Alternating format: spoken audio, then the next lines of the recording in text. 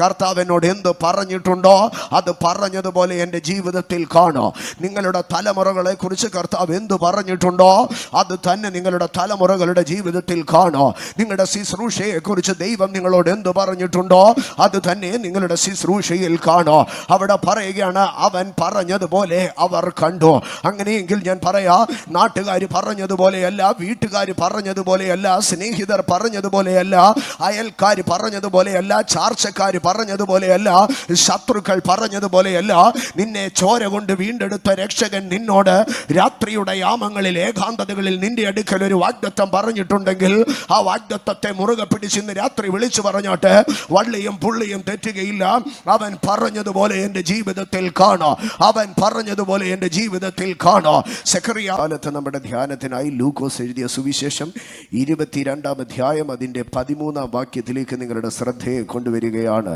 ലൂക്കോസിന്റെ സുവിശേഷം 22-ാം അധ്യായം അതിന്റെ 13-ാം വാക്യത്തിലേക്ക് നിങ്ങളുടെ ശ്രദ്ധയെ കൊണ്ടുവരുന്നു. അവർ പോയി തങ്ങളോട് പറഞ്ഞതുപോലെ കണ്ടു അവർ പോയി തങ്ങളോട് പറഞ്ഞതുപോലെ കണ്ടു, പെസഹ ഒരുക്കി. ഈ വാക്യത്തെ നമുക്ക് മൂന്നായി തിരിച്ച് പഠിപ്പാൻ കഴിയും. ഒന്ന്, അവർ പോയി, അവർ പോയി, അവർ പുറപ്പെട്ടു. മർക്കോസിന്റെ സുവിശേഷം 14-ാം അധ്യായം അതിൻ്റെ 16-ാം വാക്യത്തിലേക്ക് ഇതേ ഭാഗത്തെ അവിടെ അവതരിപ്പിച്ചിരിക്കുന്നത് ശിഷ്യന്മാർ പുറപ്പെട്ടു എന്നാണ് എഴുതിയിരിക്കുന്നത്. ആകയാൽ പുറപ്പെടുന്ന ശിഷ്യന്മാർ, പോകുന്ന ശിഷ്യന്മാർ ഒന്നാമത്. രണ്ടാമതായി, തങ്ങളോട് പറഞ്ഞതുപോലെ അവർ കണ്ടു. അവരെ അയച്ച ഗുരുനാഥൻ അവരോട് എന്തു പറഞ്ഞോ അത് അതുപോലെ അവർ കണ്ടു. അതിൻ്റെ വള്ളിക്കോ പുള്ളിക്കോ മാറ്റം വന്നില്ല, അതിനകത്ത് ഒരല്പം പോലും ഭേദം വന്നില്ല, അതിലൊരല്പം പോലും ഏറ്റക്കുറച്ചിലുകൾ സംഭവിച്ചില്ല. യേശുനാഥൻ അവരോട് എന്തരുളി ചെയ്തോ അതുപോലെ അവർ കണ്ടു. ആ കണ്ടത് അവരുടെ ജീവിതത്തിൽ ഒരു ഒരുക്കത്തിന് കാരണമായി തീർന്നു. ഇന്നിപ്പോൾ രാത്രികാലം സമയം അനുവദിക്കുന്ന പക്ഷം ഈ 3 ഭാഗങ്ങളിൽ കൂടെ സഞ്ചരിക്കാം. പക്ഷേ ഒന്നാമതായി അതിൻ്റെ മധ്യഭാഗത്തിലേക്ക് നിങ്ങളുടെ ശ്രദ്ധയെ ഞാൻ കൊണ്ടുവരട്ടെ. അവിടെ ഇങ്ങനെയാണ് എഴുതിയിരിക്കുന്നത്, തങ്ങളോട് പറഞ്ഞതുപോലെ കണ്ടു. ഇന്ന് രാത്രി ദൈവാത്മാവിൽ വിളിച്ചു പറഞ്ഞാട്ടെ, എന്നോട് എൻ്റെ കർത്താവ് എന്തു പറഞ്ഞിട്ടുണ്ടോ അതുപോലെ ഞാൻ കാണോ. യേശു കർത്താവ് തൻ്റെ ശിഷ്യഗണത്തെ പറഞ്ഞയക്കുമ്പോൾ എന്താണോ അവരോട് പറഞ്ഞത് അതുപോലെ അവർ കണ്ടു. പറഞ്ഞതുപോലെ കാണിച്ചു തരുന്നവനായിട്ടുള്ള ഒരു ദൈവ ആലോചനയിൽ അവൻ വലിയവനാണെങ്കിൽ പ്രവൃത്തിയിൽ ശക്തിമാനാണ്. അവൻ അരുളി ചെയ്തത് നിവർത്തിപ്പാൻ ശക്തനാണ്, അല്ല സർവശക്തനാണ്. ഇന്ന് രാത്രി ദൈവസന്നിധാനത്തിൽ ഇരിക്കുന്ന ദൈവ പൈതലേ, നിങ്ങൾ കേട്ടിട്ടുള്ള ദൈവാലോചനകളെ നോക്കി പറഞ്ഞാട്ട്, എൻ്റെ കർത്താവ് എന്നോട് എന്ത് പറഞ്ഞിട്ടുണ്ടോ അത് പറഞ്ഞതുപോലെ എൻ്റെ ജീവിതത്തിൽ കാണോ. നിങ്ങളുടെ തലമുറകളെ കുറിച്ച് കർത്താവ് എന്ത് പറഞ്ഞിട്ടുണ്ടോ അത് തന്നെ നിങ്ങളുടെ തലമുറകളുടെ ജീവിതത്തിൽ കാണോ. നിങ്ങളുടെ ശുശ്രൂഷയെ കുറിച്ച് ദൈവം നിങ്ങളോട് എന്ത് പറഞ്ഞിട്ടുണ്ടോ അത് തന്നെ നിങ്ങളുടെ ശുശ്രൂഷയിൽ കാണോ. അവിടെ പറയുകയാണ്, അവൻ പറഞ്ഞതുപോലെ അവർ കണ്ടു. അങ്ങനെയെങ്കിൽ ഞാൻ പറയാ, നാട്ടുകാർ പറഞ്ഞതുപോലെയല്ല, വീട്ടുകാർ പറഞ്ഞതുപോലെയല്ല, സ്നേഹിതർ പറഞ്ഞതുപോലെയല്ല, അയൽക്കാർ പറഞ്ഞതുപോലെയല്ല, ചാർച്ചക്കാർ പറഞ്ഞതുപോലെയല്ല, ശത്രുക്കൾ പറഞ്ഞതുപോലെയല്ല. നിന്നെ ചോര കൊണ്ട് വീണ്ടെടുത്ത രക്ഷകൻ നിന്നോട് രാത്രിയുടെ യാമങ്ങളിൽ ഏകാന്തതകളിൽ നിന്റെ അടുക്കൽ ഒരു വാഗ്ദത്തം പറഞ്ഞിട്ടുണ്ടെങ്കിൽ ആ വാഗ്ദത്തത്തെ മുറുകെ പിടിച്ച് ഇന്ന് രാത്രി വിളിച്ചു പറഞ്ഞോട്ടെ, വള്ളിയും പുള്ളിയും തെറ്റുകയില്ല. അവൻ പറഞ്ഞതുപോലെ എൻ്റെ ജീവിതത്തിൽ കാണോ, അവൻ പറഞ്ഞതുപോലെ എൻ്റെ ജീവിതത്തിൽ കാണോ. സെക്കറിയ പുരോഹിതൻ കൂറിൻ്റെ നിയമപ്രകാരം ദൈവാലയത്തിൽ ശുശ്രൂഷയ്ക്ക് ചെന്നു. വാർദ്ധക്യത്തിൻ്റെ ജരാനരകൾക്കിടയിൽ താനൊരു വാഗ്ദത്തം കേട്ടു. എന്താണ്? തൻ്റെ ഭാര്യ എലിസബത്ത് ഗർഭിണിയാകോ, തനിക്കൊരു മകൻ ജനിക്കുമെന്ന്.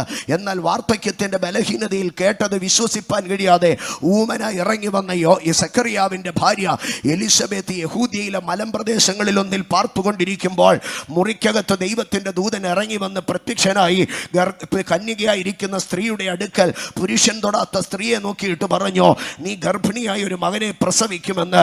എന്നാൽ സയന്റിഫിക് സത്യങ്ങളെ തിരിച്ചറിയുന്നതിനെക്കാട്ടിലുപരി ഇറങ്ങി വന്ന ദൂതന്റെ സാന്നിധ്യത്തിൽ പറഞ്ഞു കേട്ട ദൈവവാഗ്ദാനത്തെ മുറുകെ പിടിച്ച മറിയ ചില നാളുകൾക്കപ്പുറം മലമ്പ്രദേശത്ത് എലിസബത്തിനെ കാണുവാൻ കടന്നു ചെന്നപ്പോൾ എലിസബത്തിന്റെ ഉദരത്തിലുള്ള പിള്ള തുള്ളിയ ആ ആനന്ദത്തിൽ എലിസബത്ത് ആ മറിയത്തെ നോക്കിയിട്ടൊരു കാര്യം പറഞ്ഞു, എന്താണ് പറഞ്ഞത്? കർത്താവ് തന്നോട് പറഞ്ഞതിന് നിവർത്തി ഉണ്ടാകുമെന്ന് വിശ്വസിച്ചവൾ ഭാഗ്യവതി. ലൂക്കോസ് 1:45. കർത്താവ് തന്നോട് പറഞ്ഞതിന്, അരുളി ചെയ്തതിന് നിവർത്തി ഉണ്ടാകുമെന്ന് വിശ്വസിച്ചവൾ ഭാഗ്യവതി. എലിസബത്ത് ഇത് പറഞ്ഞതിനൊരു കാര്യമുണ്ട്. കാരണം എലിസബത്ത് രണ്ടുപേരെ കണ്ടുകൊണ്ടിരിക്കുക. ഒന്ന്, തൻ്റെ ഭർത്താവ് സെക്കറിയാവ് ഒരു വാക്ക് ഉരിയാടാൻ കഴിയുന്നില്ല, ഇങ്ങനെ എല്ലാ ആംഗ്യഭാഷയിലാണ്, ഊമനായിട്ട് അവിടെ ഇരിക്കുകയാണ്. അപ്പോഴാണ് ഒരു പെങ്കൊച്ച് തുള്ളിച്ചാടി കയറി വന്നത്.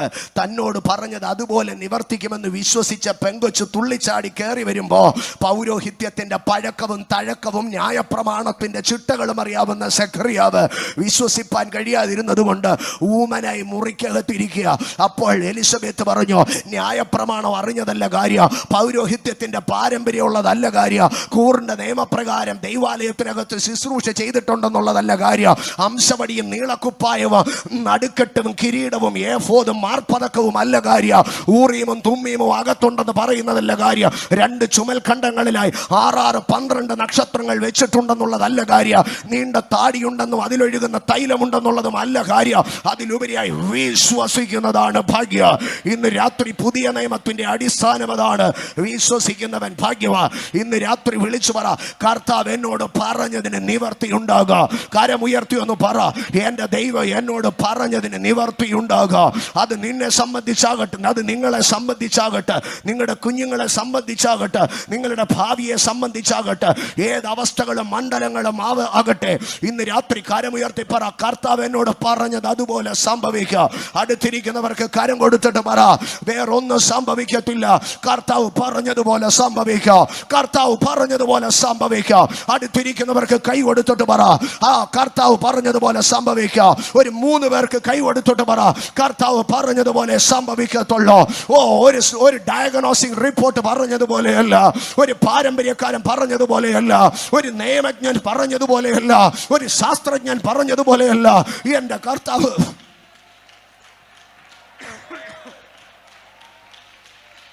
എന്റെ കർത്താവ് പറഞ്ഞതുപോലെ മാത്രമേ സംഭവിക്കത്തുള്ളൂ. ഒരല്പം ബേസ് കൂട്ടി തരണേ. എൻ്റെ കർത്താവ് പറഞ്ഞതുപോലെ മാത്രമേ സംഭവിക്കത്തുള്ളൂ. വിശ്വസിക്ക്, എൻ്റെ ദൈവം പറഞ്ഞതുപോലെ മാത്രമേ സംഭവിക്കത്തുള്ളൂ. ആദിമ മനുഷ്യനായ ആദാമിൻ്റെ ചരിത്രത്തിലേക്ക് കടന്നു പോകുമ്പോൾ, ആദത്തെ സൃഷ്ടിച്ച ദൈവം ഏദനിൽ കൊണ്ടുപോയാക്കി, തോട്ടത്തെ പരിപാലിക്കുവാനും തോട്ടത്തിൽ വേല ചെയ്യുവാനുമാക്കി. തോട്ടത്തിൽ വേല ചെയ്യുവാൻ അവനെ അവിടെ ആക്കിയിട്ട് ദൈവം അവിടെ നിന്ന് വിടവാങ്ങുമ്പോൾ മനുഷ്യനോട് കൽപ്പിച്ച ഒരു കാര്യമുണ്ട്. മനുഷ്യ, ആദമേ, നിനക്ക് ഈ ഏദനിലുള്ള എല്ലാ വൃക്ഷങ്ങളുടെയോ എല്ലാ ഫലങ്ങളും തിന്നാ. ദേ ഈ കാണുന്ന നിറഞ്ഞു നിൽക്കുന്നതായ സകല വൃക്ഷഫലങ്ങളും തിന്ന. എന്നാൽ തോട്ടത്തിന്റെ നടുവിൽ നിൽക്കുന്ന നന്മ തിന്മകളെ കുറിച്ചുള്ള അറിവിന്റെ വൃക്ഷത്തിന്റെ ഫല നീ അത് തൊടരുത്, നീ അത് തിന്നരുത് എന്ന് പറഞ്ഞു. ഉൽപ്പത്തി പുസ്തകം 2-ാം അധ്യായം 16-ാം വാക്യത്തിലേക്ക് 17-ാം വാക്യത്തിലേക്ക് വരുമ്പോൾ യഹോവയായ ദൈവം മനുഷ്യനോട് കൽപ്പിച്ചത് എന്തെന്നാൽ, തോട്ടത്തിലെ സകല വൃക്ഷങ്ങളുടെയോ ഫലം നിനക്ക് ഇഷ്ടം പോലെ തിന്ന. ആമേൻ. എന്നാൽ നന്മ തിന്മകളെ കുറിച്ചുള്ള അറിവിന്റെ വൃക്ഷത്തിന്റെ ഫലം തിന്നരുത്, തിന്നുന്ന നാളിൽ നീ മരിക്കുക. ഉൽപ്പത്തി 2:17 കർത്താവ് പറഞ്ഞു, തിന്നുന്ന നാളിൽ നീ മരിക്കും.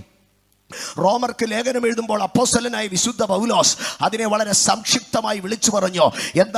എന്താണ് ദൈവം ഏദനിൽ വിളിച്ചു പറഞ്ഞത്? തിന്നുന്ന നാളിൽ നീ മരിക്കുമെന്ന്. എന്നാൽ പൗലോസ് അപ്പോസ്തലൻ റോമർക്ക് ലേഖനം എഴുതുമ്പോൾ 6-ാം അധ്യായം 23-ാം വാക്യത്തിൽ അതേ വാക്യത്തിന്റെ വ്യാഖ്യാനം അവിടെ പറയുകയാണ്, പാപത്തിന്റെ ശമ്പളം മരണമാകുന്നു. ദൈവം ഏദനിൽ വെച്ച് പറഞ്ഞു, തിന്നരുതെന്ന് കൽപ്പിച്ചതിന് നീ തിന്നാൽ, നീ ലംഘനം ചെയ്താൽ അവിടെ മരണം സംഭവിക്കും. അതാണ് റോമർ 6:23 പൗലോസ് പറഞ്ഞത്, പാപത്തിന്റെ ശമ്പളം അത് മരണമാണ്. എന്നാൽ ആദത്തിന്റെ അടുക്കൽ ദൈവം ഇത് പറഞ്ഞതിന് അനന്തരമായിട്ട് നാളുകൾ കഴിഞ്ഞുപോയി. ഒരു നാളിൽ ആദത്തിൽ നിന്ന് അകന്നു നിന്ന ഹവ്വയുടെ അടുക്കൽ ഇറങ്ങി വന്ന കൗശലശാലിയായ സർപ്പത്തിൽ കൂടെ പിശാച് ഒരു ചോദ്യം ചോദിച്ചോ. ആമേൻ. അത് തിന്നരുതെന്ന് ദൈവം കൽപ്പിച്ചിട്ടുണ്ടോ? എന്നിട്ട് അടുത്തതായിട്ട് പിശാച് ഒരു കാര്യം പറഞ്ഞു. പാമ്പ് സ്ത്രീയോട്, നിങ്ങൾ മരിക്കയില്ല നിശ്ചയ. ദൈവം എന്താ പറഞ്ഞത്? നിശ്ചയമൊന്നും ചേർത്ത് ദൈവം പറഞ്ഞില്ല. ദൈവം സത്യമൊന്നും ഇട്ട് പറഞ്ഞില്ല. ദൈവം ആണയൊന്നും ഇട്ട് പറഞ്ഞില്ല. ദൈവം പറഞ്ഞു, അത് തിന്നുന്ന നാളിൽ നീ മരിക്കുമെന്ന്. സിമ്പിളായിട്ടൊരു വാചകമാണ് പറഞ്ഞത്. പക്ഷേ പിശാച് ഇവിടെ വന്ന് പറയുകയാണ്, നീ മരിക്കയില്ല നിശ്ചയം. Surely you will not die. Surely, അവിടെ ഒരു ഷുവർലി ചേർത്ത് അവിടെ ഒരു ഉറപ്പ് വെച്ച് പറഞ്ഞു കൊടുക്കുകയാണ്. ദൈവം ഉറപ്പ് പറയാതെ ദൈവം ഒരു ഒറ്റ വാക്കിൽ പറഞ്ഞു, തിന്നുന്ന നാളിൽ നീ മരിക്കുക, പാപത്തിന്റെ ശമ്പളം മരണമാണ്. പക്ഷെ അപ്പുറത്ത് സർപ്പം ഒരു ഉറപ്പ് ചേർത്തിട്ട് പറഞ്ഞു, നീ മരിക്കയില്ല, നീ ദൈവത്തെ പോലെ ആകാം. ഹൗവയുടെ മനസ്സാക്ഷിക്കകത്ത്, ഹൗവയുടെ മനസ്സിനകത്ത്, ബുദ്ധിമണ്ഡലത്തിനകത്ത് രണ്ട് ആശയങ്ങൾ കിടന്ന് പോരടിക്കുകയാണ്. ഒന്ന്, ദൈവം പറഞ്ഞു മരിക്കുമെന്ന്. രണ്ട്, സർപ്പം പറഞ്ഞു മരിക്കയില്ല, നിനക്കൊരു അപ്ഗ്രഡേഷൻ സംഭവിക്കുമെന്ന്. ആശയ യുദ്ധത്തിന്റെ നടുവിൽ സ്തോത്രം, ഹൗവ സർപ്പത്തിന്റെ പക്ഷത്തേക്ക് ചാഞ്ഞു. പക്ഷേ ആശയ യുദ്ധത്തിൽ സർപ്പത്തിന്റെ പക്ഷത്തേക്ക് ചാഞ്ഞ ഹൗവ കണ്ടറിഞ്ഞ ഒരു സത്യമുണ്ട്. സർപ്പം പറഞ്ഞതുപോലെ അല്ല സംഭവിച്ചത്, പകരം ദൈവം അവളോട് എന്തു പറഞ്ഞോ അതുതന്നെയാണ് സംഭവിച്ചത്. ഇന്ന് രാത്രി എന്നെ കേൾക്കുന്ന എൻ്റെ സഹോദരങ്ങളോട് ഞാൻ വിളിച്ചു പറയട്ടെ, ദൈവം പറഞ്ഞിരിക്കുന്ന ഒരു സത്യമുണ്ട്. പാപത്തിന്റെ ശമ്പളം മരണമാണ്. തിന്നരുതെന്ന് പറഞ്ഞത് തിന്നാൽ അവിടെ മരണം സംഭവിക്കുക. ആരൊക്കെ അത് സംഭവിക്കത്തില്ലെന്ന് പറഞ്ഞാലോ, പാപങ്ങൾക്കേറ്റ ഒരു ന്യായവിധിയുണ്ട്. അതൊരു മനുഷ്യനും നീക്കിക്കളയുവാൻ കഴിയുന്നതല്ല. ഇന്ന് രാത്രി എന്നെ കേൾക്കുന്ന ദൈവ പൈതലേ, പാപത്തിനൊരു ശമ്പളമില്ലെന്നോ പാപത്തിനൊരു ന്യായവിധി ഇല്ലെന്നോ നീ കരുതി പോകരുത്. കാരണം മാറ്റമില്ലാത്ത ദൈവത്തിന്റെ വചനം വിളിച്ചു പറയുകയാണ്, പാപത്തിന്റെ ശമ്പളം മരണമാണ്. അത് തിന്നുന്ന നാളിൽ നീ മരിക്കുക. അത് ദൈവമാണ് പറഞ്ഞതെങ്കിൽ അതിനൊരു മാറ്റമില്ല. ദൈവമാണ് പറഞ്ഞതെങ്കിൽ അതിനൊരു ഏറ്റക്കുറച്ചിലില്ല. പക്ഷെങ്കിൽ പിൽക്കാലത്തേക്ക് കടന്നു വരുമ്പോൾ ജ്ഞാനിയായ ശലോമോൻ വിളിച്ചു പറഞ്ഞു, മനുഷ്യനെ പാപം വശീകരിക്കുക. പാപം വശീകരിക്കുന്ന വിവിധ തലങ്ങളെ കുറിച്ച് സദൃശവാക്യങ്ങളുടെ പുസ്തകത്തിൽ അവിടെ ശലോമോൻ പറയുകയാണ്. 1-ാം അധ്യായത്തിൽ പാപത്തിന്റെ വശീകരണത്തെ താൻ പറയുകയാണ്. 1-ാം അധ്യായം അതിന്റെ 10-ാം വാക്യം, സദൃശവാക്യങ്ങളുടെ പുസ്തകം 1-ാം അധ്യായം അതിന്റെ 10-ാം വാക്യത്തിൽ അവിടെ പറയുകയാണ്, മകനെ, പാപികൾ നിന്നെ വശീകരിക്കുക. എന്താണ് ആ വശീകരണം? ആ വശീകരണത്തെ കുറിച്ച് അതിന്റെ 13-ാം വാക്യത്തിൽ പറയുന്നത് സാമ്പത്തിക തട്ടിപ്പിനെ കുറിച്ചാണ് പറയുന്നത്. 1-ാം അധ്യായത്തിൽ പറയുന്ന പാപം സാമ്പത്തിക തട്ടിപ്പാണ്. ആ സാമ്പത്തിക തട്ടിപ്പിനോട് ചേർത്ത് പറയുകയാണ്, നമുക്ക് വിലയേറിയ സമ്പത്ത് കിട്ടാം, നമ്മുടെ വീടുകൾ കൊള്ള കൊണ്ട് നിറയാം, അത് വശീകരണമാണ്. പക്ഷേ അതിന്റെ താഴെ ദൈവത്തിന്റെ വചനം ആവർത്തിച്ച് പറയുകയാണ്, നോ, ഒരിക്കലും, എന്നാൽ ഒടുവിൽ അത് കാഞ്ഞിരം പോലെ കഴിക്കാം, നിന്റെ ജീവൻ അപായപ്പെടും. ഇന്ന് രാത്രി എന്നെ കേൾക്കുന്ന ദൈവ പൈതലേ, ഇന്ന് രാത്രി എന്നെ കേൾക്കുന്ന സ്നേഹിത സഹോദര, ഒരുപക്ഷെ ലോകം നിന്നോട് പാപത്തിന്റെ സാമ്പത്തിക തട്ടിപ്പിന്റെ മൂല്യങ്ങളെയും ആശയങ്ങളെയും വിളിച്ചു കാട്ടി പറഞ്ഞേക്കാം. പക്ഷെ ദൈവത്തിന്റെ വചനം പറയുന്നു, പാപത്തിന്റെ ശമ്പളം മരണമാണ്. ഏതെങ്കിലും ഒരു സാമ്പത്തിക തിരിമറിയിൽ നീ അകപ്പെട്ടു പോയിട്ടുണ്ടെങ്കിൽ മരണം നിന്റെ പടിവാതിൽക്കൽ നിൽക്കുന്നുണ്ട്. അതിനൊരു ശിക്ഷയും ന്യായവിധിയുമുണ്ട്. 1-ാം അധ്യായം സാമ്പത്തിക തട്ടിപ്പിനെ കുറിച്ചാണ് പറയുന്നത്. എന്നാൽ സദൃശവാക്യങ്ങളുടെ പുസ്തകം 2-ാം അധ്യായത്തിലേക്ക് കടന്നു വരുമ്പോൾ പാപത്തിന്റെ അടുത്ത തലം പറയുകയാണ്. എന്താണ് പാപത്തിന്റെ അടുത്ത തലം പറയുന്നത്? 2-ാം അധ്യായം അതിന്റെ 16-ാം വാക്യത്തിലേക്ക് തുടങ്ങി വായിക്കുമ്പോൾ അതൊരു അസാൻമാർഗിക ജീവിതത്തെ കുറിച്ച് പറയുകയാണ്. പാപത്തിന്റെ ഒന്ന് സാമ്പത്തിക തലമാണ്. പാപത്തിന്റെ 2-ാമത്തെ തലം അത് അസാൻമാർഗികതയുടെ തലമാണ്. പാപത്തിന്റെ 3-ാമത്തെ തലം 3-ാം അധ്യായത്തിലേക്ക് കടന്നു വരുമ്പോൾ അതിന്റെ 30-ാം വാക്യത്തിൽ പറയുകയാണ്, ശണ്ഠയും കലഹവും എന്ന് പറഞ്ഞുകൊണ്ട് പാപത്തിന്റെ 3-ാമത്തെ തലം ശണ്ഠയും കലഹവും വൈരാഗ്യവുമാണ്. വീണ്ടും അതിന്റെ 4-ാമത്തെ അധ്യായത്തിലേക്ക് കടന്നു വരുമ്പോൾ വക്രതയും ദോഷവുമുള്ള ഹൃദയത്തിന്റെ നിരൂപണങ്ങളിലെ പാപത്തെ കുറിച്ച് പറയുകയാണ്. ഇങ്ങനെ പാപത്തിന്റെ ഓരോ തലങ്ങളെ സദൃശവാക്യ തുടർന്ന് നാം വായിക്കുമ്പോൾ കാണുവാൻ കഴിയാം. പക്ഷേ അവ എല്ലാറ്റിനെയും കൂടെ ചേർത്തിട്ട് ഇന്ന് രാത്രി ഞാൻ ദൈവത്തിന്റെ അരുളപ്പാട് നിന്നോട് പറയട്ടെ, പാപത്തിന്റെ ശമ്പളം മരണമാണ്. പാപം ചെയ്യുന്ന ദേഹി മരിക്കുക. പാപത്തിനൊരു ശിക്ഷാവിധിയുണ്ട്. ഇന്ന് രാത്രി കാല ആരെങ്കിലും നിന്നോട് പാപത്തിന് ശിക്ഷാവിധി ഇല്ല എന്ന് പറഞ്ഞിട്ടുണ്ടെങ്കിൽ നീ വഞ്ചിക്കപ്പെട്ടു പോവുകയാണ്. മാറ്റമില്ലാത്ത ദൈവത്തിന്റെ വചന, മാറ്റമില്ലാത്ത ദൈവത്തിന്റെ തിരുവായ്മൊഴി ഇന്ന് രാത്രി നിന്നോട് ആവർത്തിച്ച് പറയുകയാണ്, പാപത്തിന്റെ ശമ്പളം മരണമാണ്. ശിഷ്യന്മാർ പറയുകയാണ്, അവൻ പറഞ്ഞതുപോലെ ഞങ്ങൾ കണ്ടോ. പാപം ചെയ്താൽ നിനക്കൊരു കുഴപ്പവുമില്ലെന്ന് ദൈവം നിന്നോട് പറഞ്ഞിട്ടുണ്ടെങ്കിൽ നിനക്കൊരു കുഴപ്പവും ഭവിക്കത്തില്ല. പക്ഷെ പാപത്തിന്റെ ശമ്പളം മരണമാണെന്ന് ദൈവത്തിന്റെ തിരുവെഴുത്ത്, ദൈവത്തിന്റെ പരിശുദ്ധാത്മാവ് കാലാകാലങ്ങളിൽ എഴുന്നേറ്റ സ്ലീഹന്മാരിൽ കൂടെ പരിശുദ്ധാത്മാവ് അത് നിന്നോട് ആവർത്തിച്ച് ഉറപ്പിച്ച് പറഞ്ഞിട്ടുണ്ടെങ്കിൽ മാറ്റമില്ല. പാപത്തിന്റെ ശമ്പളം മരണം തന്നെയാണ്. ജ്ഞാനിയായ ശലോമോന്റെ സഭാപ്രസംഗിയുടെ പുസ്തകം അവസാനിക്കുമ്പോൾ 12-ാം അധ്യായം 14-ാം വാക്യത്തിൽ അവിടെ ഇങ്ങനെയാണ് പറഞ്ഞു വെക്കുന്നത്, ദൈവം നല്ലതും തീയതുമായ സകല പ്രവൃത്തിയെയും സകല രഹസ്യങ്ങളുമായി ന്യായവിസ്താരത്തിലേക്ക് വരുത്തും. ഇന്ന് രാത്രി ഞാൻ ഉറപ്പിച്ചു പറയുകയാണ്, മനുഷ്യൻ ചെയ്ത നല്ലതും തീയതുമായ സകല പ്രവർത്തികളും അതിൻ്റെ രഹസ്യങ്ങളും ന്യായവിസ്താരത്തിലേക്ക് വരും. അവൻ പറഞ്ഞതുപോലെ നിങ്ങൾ കാണും. ഒരുപക്ഷെ ഇന്ന് പാപത്തിന്റെ അഴുക്കുചാലിൽ ഉരുളുമ്പോൾ ഇതിനൊരു ന്യായവിധി വരുമെന്ന് നിങ്ങൾ കരുതുന്നില്ലായിരിക്കാം. മദ്യത്തിനും മയക്കുമരുന്നിനും പിന്നാലെ ഓടുമ്പോൾ, സാമ്പത്തികത്തിന്റെ നൊടിനേരത്തേക്കുള്ള വെള്ളക്കുമിളുകളുടെ പിന്നാലെ ഓടുമ്പോൾ ഇതിനൊന്നും ഒരു നാശമുണ്ടാകുന്നെന്ന് നിങ്ങൾ തിരിച്ചറിയുന്നില്ലായിരിക്കാം. വക്രതയുള്ള നിരൂപണങ്ങളോ ശാഠ്യവും വൈരാഗ്യവും പകയും പിണക്കവുമായി കാലം പോക്കുമ്പോൾ എല്ലാ കാലവും ഈ മസിൽ പവർ കൊണ്ട് ജീവിക്കാമെന്ന് എവിടെയെങ്കിലും തോന്നുന്നുണ്ടായിരിക്കാം. ഇല്ല, മാറ്റമില്ലാത്ത ദൈവത്തിന്റെ വചനം പറയുന്നു, മനുഷ്യന്റെ നല്ലതും തീയതുമായ സകല പ്രവർത്തികളെയോ സകല രഹസ്യങ്ങളുമായി ന്യായവിസ്താരത്തിലേക്ക് ദൈവം കൊണ്ടുവരുമെന്ന് വിളിച്ചു പറയുകയാണ്. അത് ജ്ഞാനിയായ ശലോമോൻ മാത്രമല്ല, വിശുദ്ധ പൗലോസ് കൊരിന്ത്യർക്ക് ലേഖനം എഴുതുമ്പോൾ 2-ാം ലേഖനം 5-ാം അധ്യായത്തിന്റെ 1-ാം ഖണ്ഡിക അവസാനിക്കുമ്പോൾ അതിന്റെ 10-ാം വാക്യം ഇങ്ങനെയാണ് പറയുന്നത്: അവനവൻ ശരീരത്തിൽ ഇരിക്കുമ്പോൾ ചെയ്തത് നല്ലതാകിലും തീയതാകിലും അതിന് തക്കവണ്ണം പ്രാപിക്കേണ്ടതിന് നാം എല്ലാവരും ക്രിസ്തുവിന്റെ ന്യായാസനത്തിന് മുൻപാകെ വെളിപ്പെടേണ്ടതാകുന്നു. ഇവിടെ വിശുദ്ധ പൗലോസ് ഒരു ദൈവത്തിന്റെ അരുളപ്പാട് വിളിച്ചു പറയുകയാണ്. മനുഷ്യൻ ചെയ്യുന്നത് നല്ലതായാലും മനുഷ്യൻ ചെയ്യുന്നത് തീയതായാലും അവനൊരു ദിവസം ദൈവത്തിന്റെ ന്യായവിസ്താരത്തിന് മുൻപാകെ ചെന്നേ മതിയാകൂ. ഒരു നാളിൽ നീ ആ ന്യായവിസ്താരം കാണോ. ഇന്ന് രാത്രി എന്നെ കേൾക്കുന്ന സഹോദരങ്ങളെ, നിന്റെ കഴിവുകൊണ്ടോ നിന്റെ മിടുക്കുകൊണ്ടോ നിന്റെ സാമർത്ഥ്യം കൊണ്ടോ ലോകത്തിന്റെ കണ്ണടകളെ വെട്ടിച്ചോ ലോകത്തിന്റെ നിയമക്കണ്ണുകളെ മാറ്റിയോ ജീവിപ്പാൻ നിനക്ക് പ്രാപ്തിയുണ്ടായേക്കാം. നിനക്കതിന് സഞ്ചാരപഥങ്ങളുടെ ഊടുവഴികൾ അറിയാമായിരിക്കാം. പക്ഷേ ഈ രാത്രി ഒരു യാഥാർത്ഥ്യം തിരിച്ചറിയണോ. അവനവൻ ശരീരത്തിൽ ഇരിക്കുമ്പോൾ ചെയ്തത് നല്ലതാകിലോ തീയതാകിലോ അതിന് തക്കവണ്ണം പ്രാപിക്കേണ്ടതിന് ഞാനും നിങ്ങളോ ക്രിസ്തുവിന്റെ ന്യായാസനത്തിന് മുൻപാകെ വെളിപ്പെടേണ്ടതാകുന്നു. അവൻ പറഞ്ഞതുപോലെ നമ്മൾ കാണോ. ഒരുപക്ഷെ കാലചക്രം തിരിയുമ്പോൾ, സാമ്രാജ്യങ്ങൾ മാറി മാറി വരുമ്പോൾ ഇതൊന്നും സംഭവിക്കുകയില്ല എന്ന് നിങ്ങൾക്ക് തോന്നിയേക്കാം. ദാനിയേലിന്റെ പുസ്തകം 7-ാം അധ്യായം ആരംഭിക്കുമ്പോൾ അവിടെ തമ്മിൽ ഭേദിച്ചിരിക്കുന്ന 4 മഹാമൃഗങ്ങൾ സമുദ്രത്തിൽ നിന്ന് കയറി 4 മൃഗങ്ങൾ മഹാസമുദ്രത്തിൽ നിന്ന് കയറി വരുന്നത് ദാനിയേൽ എന്ന പ്രവാചകൻ ബാബേൽ രാജാവായ ബേൽശസ്സറിന്റെ 1-ാം ആണ്ടിൽ ദാനിയേൽ ഒരു സ്വപ്നം കണ്ടോ. അതിനകത്ത് മഹാസമുദ്രത്തിൽ നിന്ന് 4 മൃഗങ്ങൾ കയറി വരികയാണ്.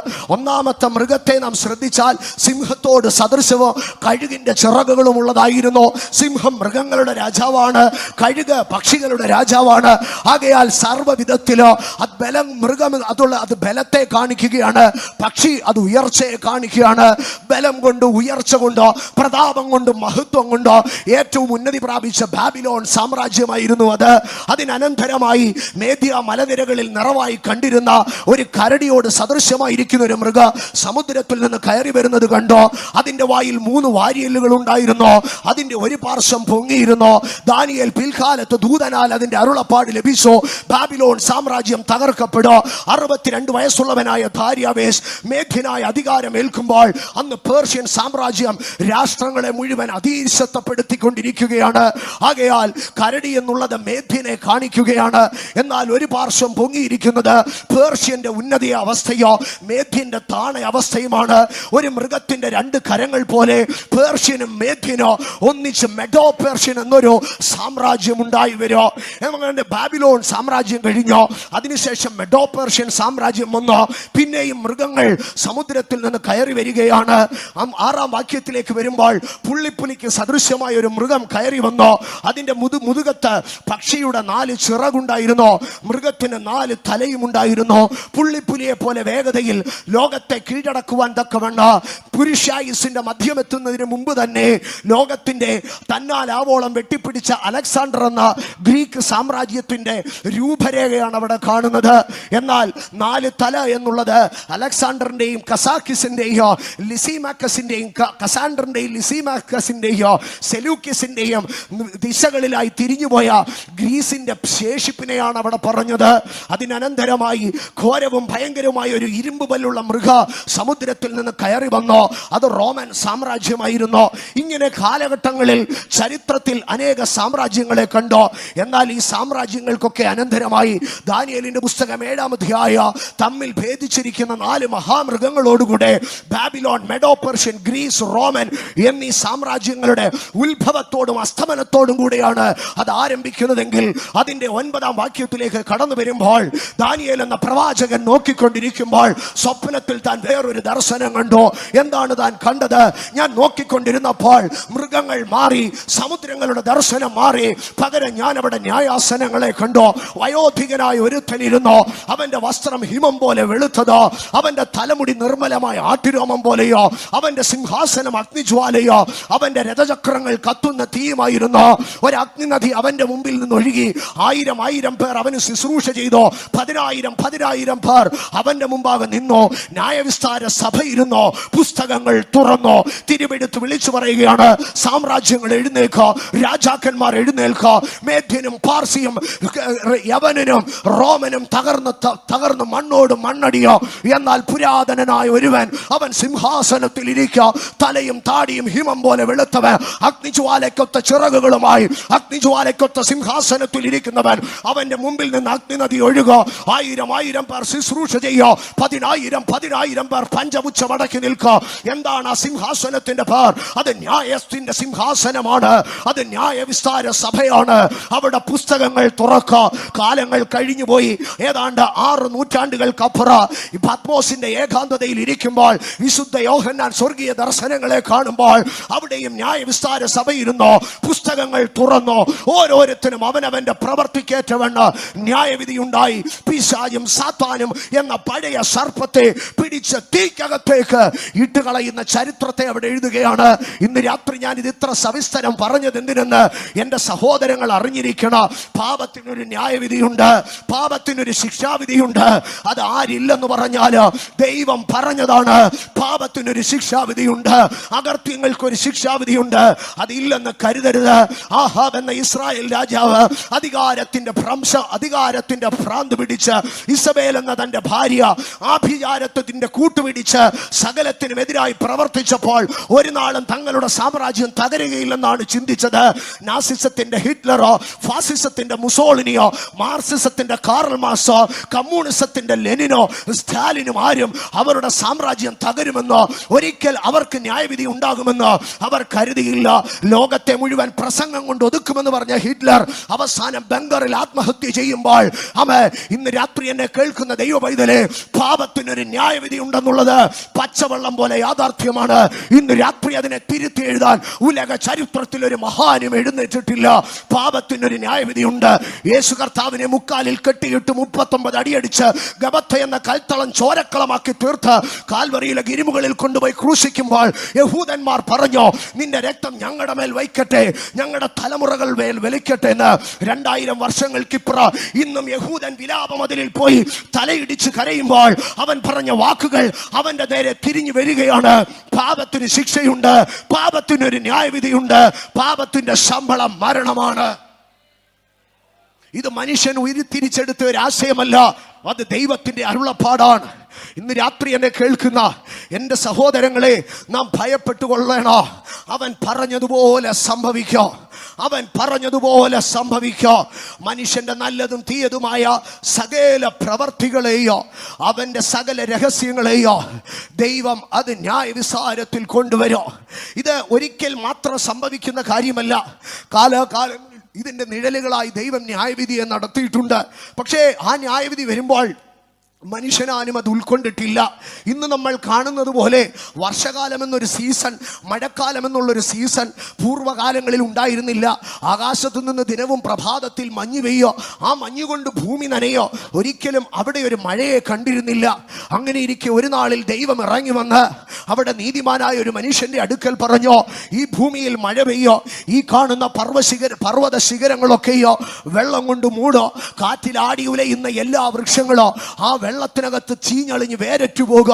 ഇവിടെ കെട്ടിപ്പൊക്കിയിരിക്കുന്ന സകല വന്മാളികയ്ക്ക് തുല്യമായ വീടുകളോ ആ വെള്ളപ്പൊക്കത്തിൽ, ആ പ്രളയത്തിൽ ഒഴുകിത്താഴോ. ഇവിടുത്തെ സകല കന്നുകാലികളും ചത്തുപൊങ്ങോ.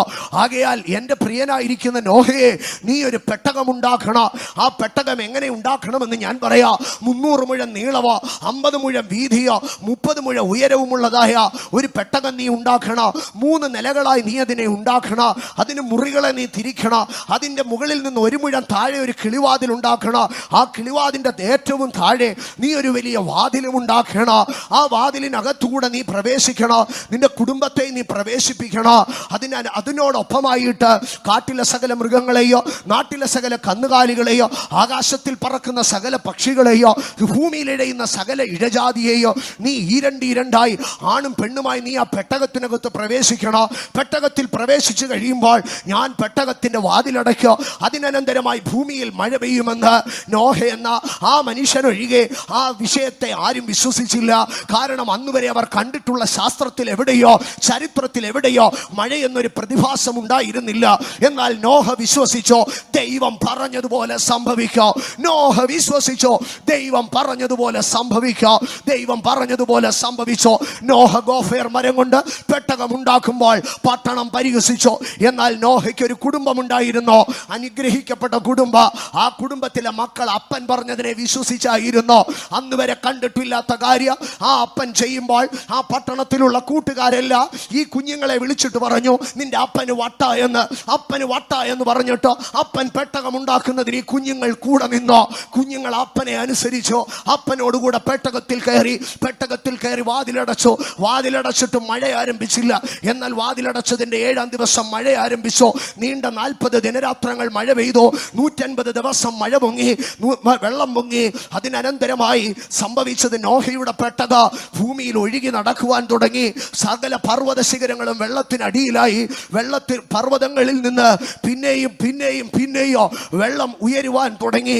എൻ്റെ സഹോദരങ്ങളെ, 600-ാം വർഷം 2-ാം മാസം 17-ാം തീയതിയാണ് ഭൂമിയിൽ മഴ ആരംഭിച്ചത്. 40 ദിവസങ്ങൾ വെള്ളം പൊങ്ങി. പിന്നീട് 150 മഴ പെയ്തു. പിന്നീട് 150 ദിവസങ്ങൾ ഭൂമിയിൽ വെള്ളം പൊങ്ങിക്കൊണ്ടേയിരുന്നു. ചുരുക്കി പറഞ്ഞാൽ 10-ാം മാസം വെള്ളം താഴാൻ തുടങ്ങി. പക്ഷേ പിറ്റേ വർഷം 1-ാം തീയതിയാണ് ഭൂമിയിൽ നിന്ന് വെള്ളം വറ്റിത്തുടങ്ങിയത്. പിന്നെ 2-ാം മാസം 27-ാം തീയതിയാണ് ഭൂമിയിലെ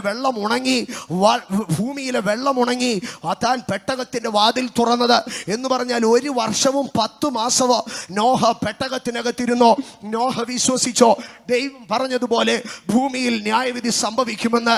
ഇന്ന് രാത്രി എന്നെ കേൾക്കുന്ന ദൈവവൈതലേ, ലോകത്തിനൊരു ന്യായവിധി ഉണ്ടെന്നോ പാപത്തിനൊരു ശിക്ഷാവിധി ഉണ്ടെന്നോ നോഹയുടെ കാലത്ത് പറഞ്ഞപ്പോൾ ഒരൊറ്റ കുടുംബം മാത്രമേ ന്യായവിധിയിൽ വിശ്വസിച്ചുള്ളൂ. എന്നാൽ ആ ന്യായവിധിയിൽ മാത്രമല്ല അവർ വിശ്വസിച്ചത്, സകല ജഡവും നശിപ്പിക്കപ്പെടുമ്പോഴോ ദൈവത്തെ ഒരുത്തൻ അനുസരിച്ചാൽ, ദൈവത്തെ ഒരുത്തൻ വിശ്വസിച്ചാൽ അവൻ രക്ഷ പ്രാപിക്കുമെന്ന് അവർ വിശ്വസിച്ചോ.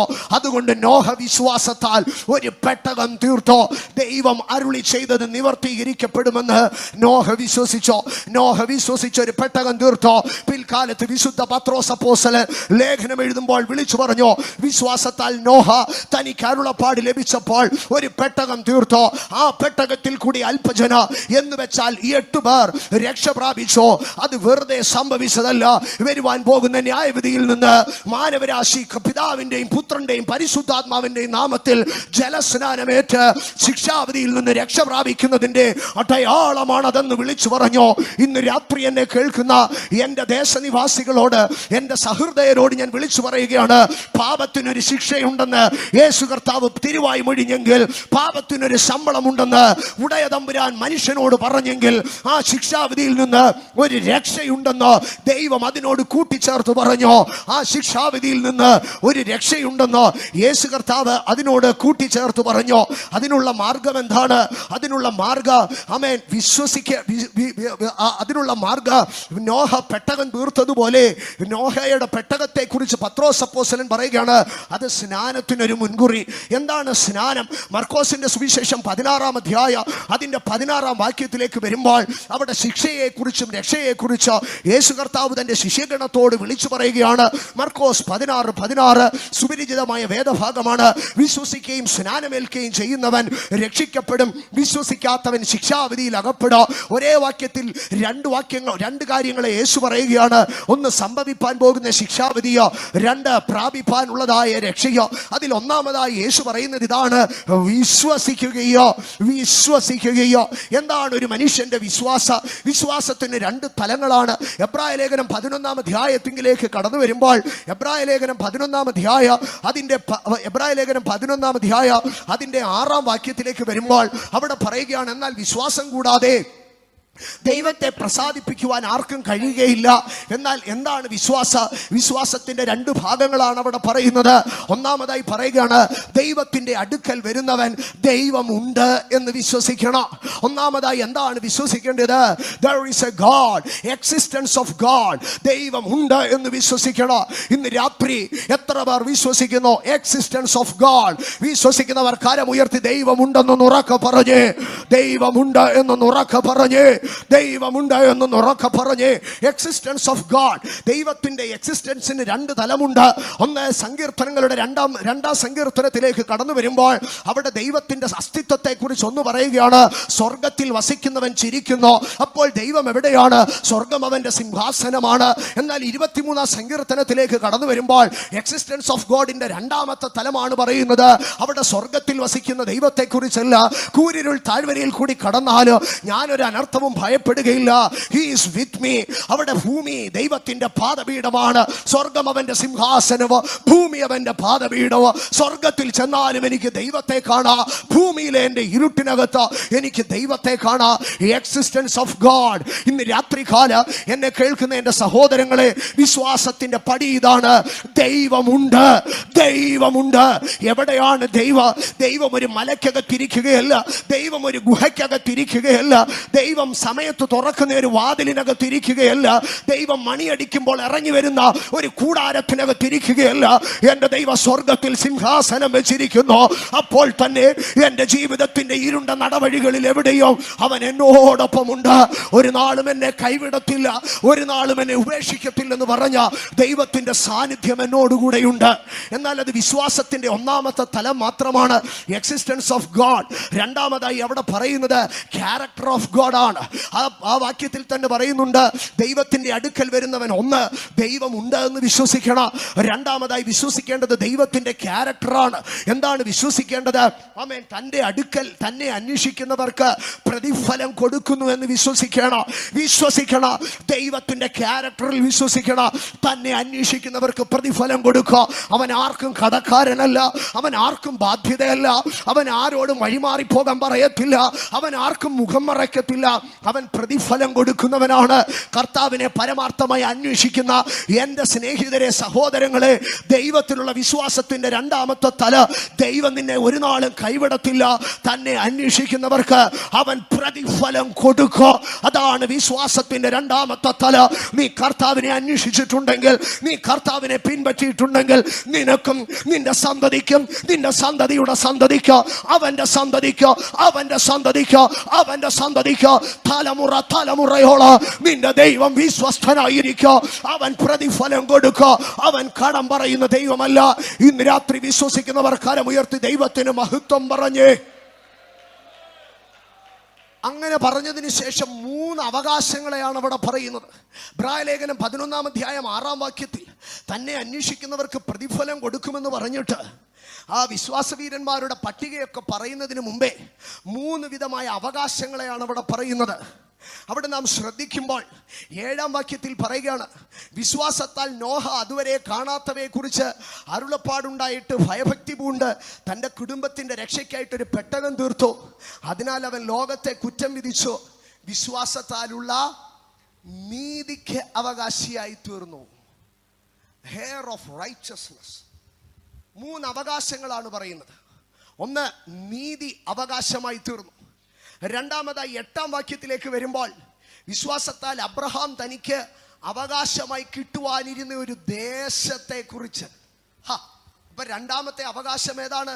ഒരു ദേശം തനിക്ക് അവകാശമായി. ഒന്ന്, നീതി അവകാശമായി. 2, ദേശം അവകാശമായി. 3, സാറയെ കുറിച്ച് പറയുകയാണ്. സാറയെ കുറിച്ച് പറയുമ്പോൾ സാറയും വാഗ്ദത്തം ചെയ്തവനെ വിശ്വസ്തനെന്ന് എണ്ണുകയാൽ പ്രായം കഴിഞ്ഞിട്ടും പുത്രോത്പാദനത്തിന് ശക്തി പ്രാപിച്ചു. കടൽക്കരയിലെ മണൽ പോലെ ആകാശത്തിലെ നക്ഷത്രങ്ങളെ പോലെ സന്തതിയെ പ്രാപിച്ചു. ഈ ഭൂമിയിലെ ചുരുക്കി പറയാം, ഒരു മനുഷ്യൻ വിശ്വസിച്ചാൽ അവന് 3 അവകാശങ്ങൾ കിട്ടും. ഒന്ന്, അവന് നീതീകരണം കിട്ടും.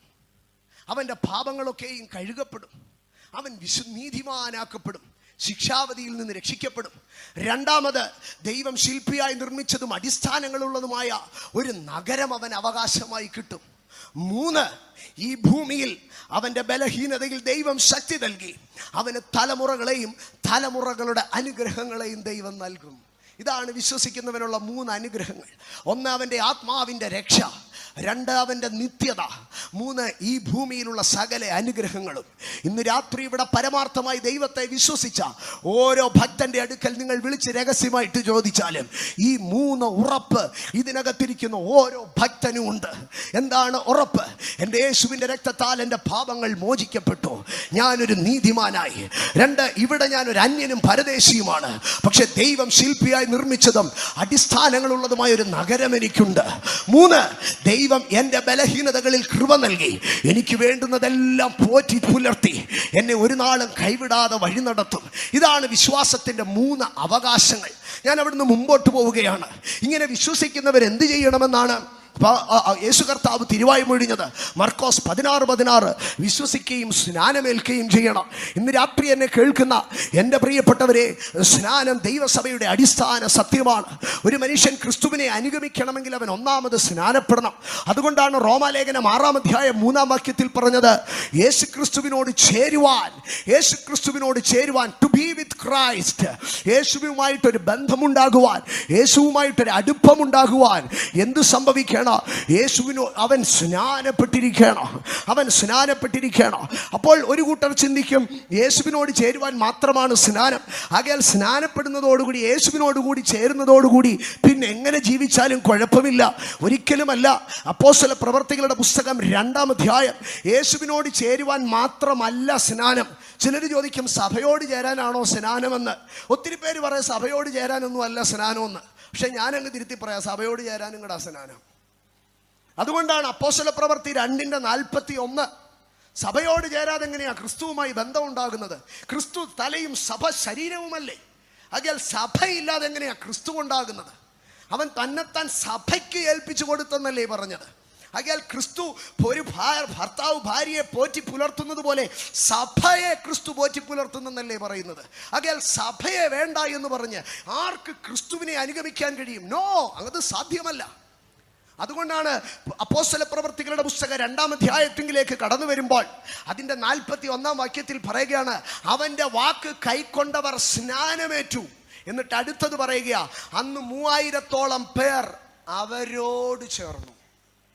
നിങ്ങൾ വായിച്ചിട്ടുണ്ടോ വേദഭാഗം? അവരോട് ചേർന്നു. ആരോട് ചേർന്നു? സഭയോട് ചേർന്നു. ഇപ്പോൾ സ്നാനമേൽക്കുന്ന ഒരു വ്യക്തി ക്രിസ്തുവിനോട് ചേരുന്നു. എന്നാൽ ചരിത്രം പറയുന്നു, അന്ന് 3000-ഓളം പേർ സ്നാനമേറ്റു, അവർ അവരോട് ചേർന്നു. They were added to the church. അവർ സഭയിലേക്ക് ആഡായി. ഇന്ന് രാത്രി എന്നെ കേൾക്കുന്ന സഹോദരങ്ങളെ, മീഡിയയിലോ എവിടെയെങ്കിലും ഇരുന്ന് കേൾക്കുമ്പോൾ ഒരുപക്ഷെ എന്നോടൊന്ന് മുഖം ചുളിച്ചേക്കാം. പക്ഷെ ഒരു പരമാർത്ഥം ഞാൻ പറയാം, സ്നാനപ്പെട്ടവൻ അവൻ ആരോട് ചേർന്ന് നിൽക്കുന്നു എന്നുള്ളത് പ്രധാനമായിരിക്കുന്ന വിഷയമാണ്. അപ്പോസ്തല പ്രവൃത്തി 2:41, അവർ സ്നാനമേറ്റു, അന്ന് 3000-ഓളം. അവൻ്റെ വാക്ക് കൈക്കൊണ്ടവർ സ്നാനമേറ്റു. പ്രസംഗം സ്വീകരിച്ചാൽ അവൻ സ്നാനമേൽക്കും, സ്നാനമേറ്റാൽ അവൻ സഭയോട് ചേരും.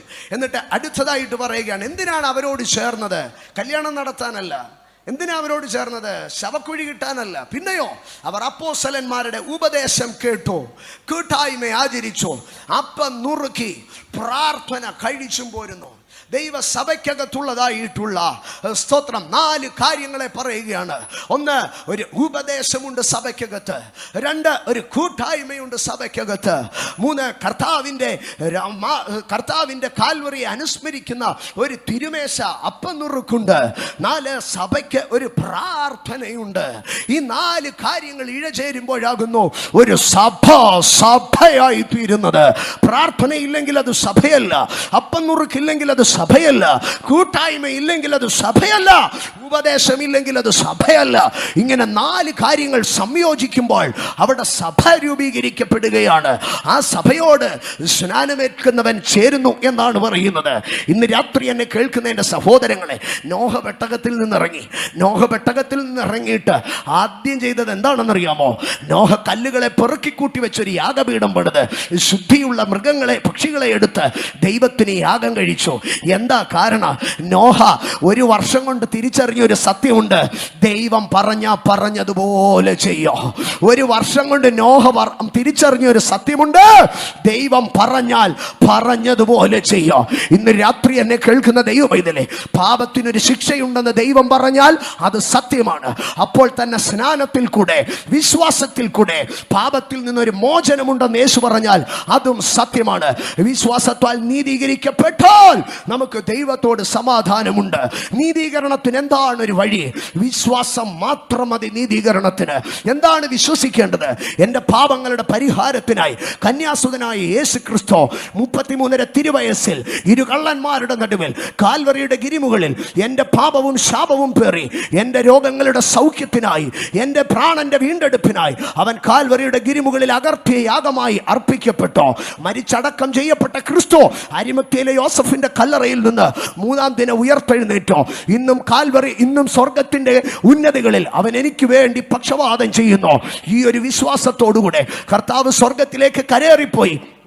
കരേറിപ്പോയി 10-ാം ദിവസം തൻ്റെ ശിഷ്യന്മാർക്ക് വാഗ്ദത്തം ചെയ്തതുപോലെ അയച്ചു കൊടുത്ത പരിശുദ്ധാത്മാവിൻ്റെ നവീകരണത്തിൽ അന്ന് ശിഷ്യന്മാരിൽ വ്യാപരിച്ച അഭിഷേകത്തിൻ്റെ സ്വാധീനത്താൽ അവർ അന്യഭാഷകളിൽ സംസാരിച്ചു തുടങ്ങിയതുപോലെ എനിക്കും അന്യഭാഷകളിൽ സംസാരിച്ച് ദൈവത്തോട് സംസാരിക്കുന്ന ആരാധനയുടെ അനുഭവവും ഞാൻ വിശ്വസിക്കുന്നുവെന്നൊരുവൻ ഏറ്റുപറഞ്ഞുകൊണ്ട് യേശു കർത്താവിൻ്റെ മടങ്ങിവരവിനെയും വിശ്വസിക്കുന്നുവെങ്കിൽ അവൻ്റെ വിശ്വാസം അവനെ ഒരു രക്ഷാപദ്ധതിയിലേക്ക് മടക്കിക്കൊണ്ടുവരും.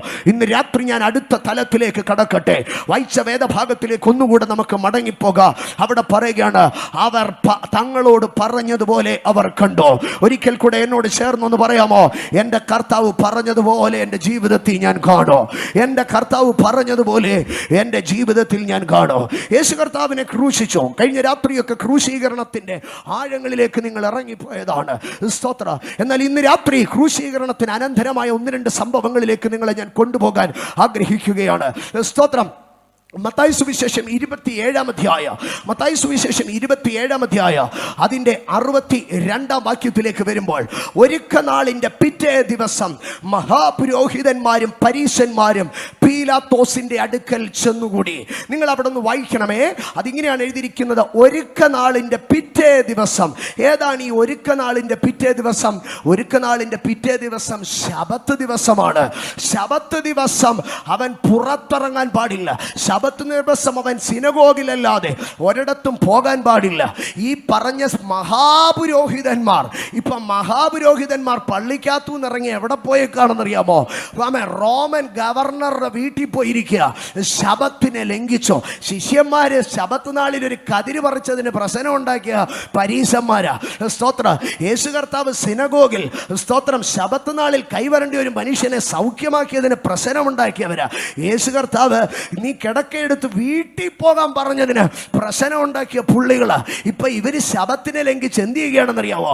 ഇവര് ശബത്തിനെ ലംഘിച്ച് പീലാത്തോസിന്റെ കൊട്ടാരത്തിൽ ചെന്നിരിക്കുക. എന്തിനു വേണ്ടിയാണ്? യേശുവിന്റെ കല്ലറയെ ഉറപ്പിക്കണം. എന്നിട്ട് അവർ യേശുവിനൊരു പുതിയ പേരിട്ടോ. എന്താണ് പറയുന്നത്? ആ ചതിയൻ. ഇനി അടുത്തതായിട്ട് എനിക്ക് അവരോടൊരു സഹതാപം തോന്നി കേട്ടോ. 63-ാം വാക്യം.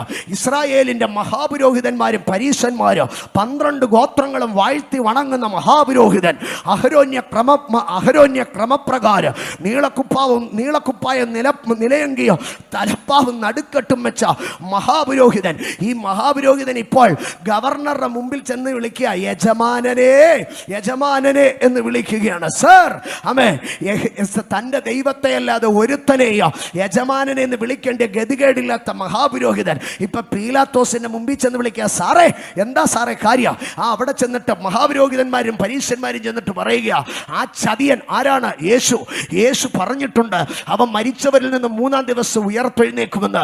ഒരു കാരണവശാലും അത് സമ്മതിക്കരുത്. അപ്പോൾ പീലാത്തോസ് ചോദിച്ചു, അതിനെന്തു വേണോ? അതിന് പറഞ്ഞു, നിങ്ങളുടെ സാമ്രാജ്യം സാമ്രാജ്യം കൊണ്ട് മുദ്ര കൊണ്ട് അതിനെ മുദ്ര വെപ്പിക്കണോ? പിന്നെ വേറെ എന്ത് വേണോ? നിങ്ങളുടെ ഏറ്റവും ബലശാലികളായ കടാകടിയന്മാരായിട്ടുള്ള പട്ടാളക്കാരെ അതിന് കാവൽ നിർത്തണോ? എന്നിട്ട് അവരെന്ത് ചെയ്തു കാണോ?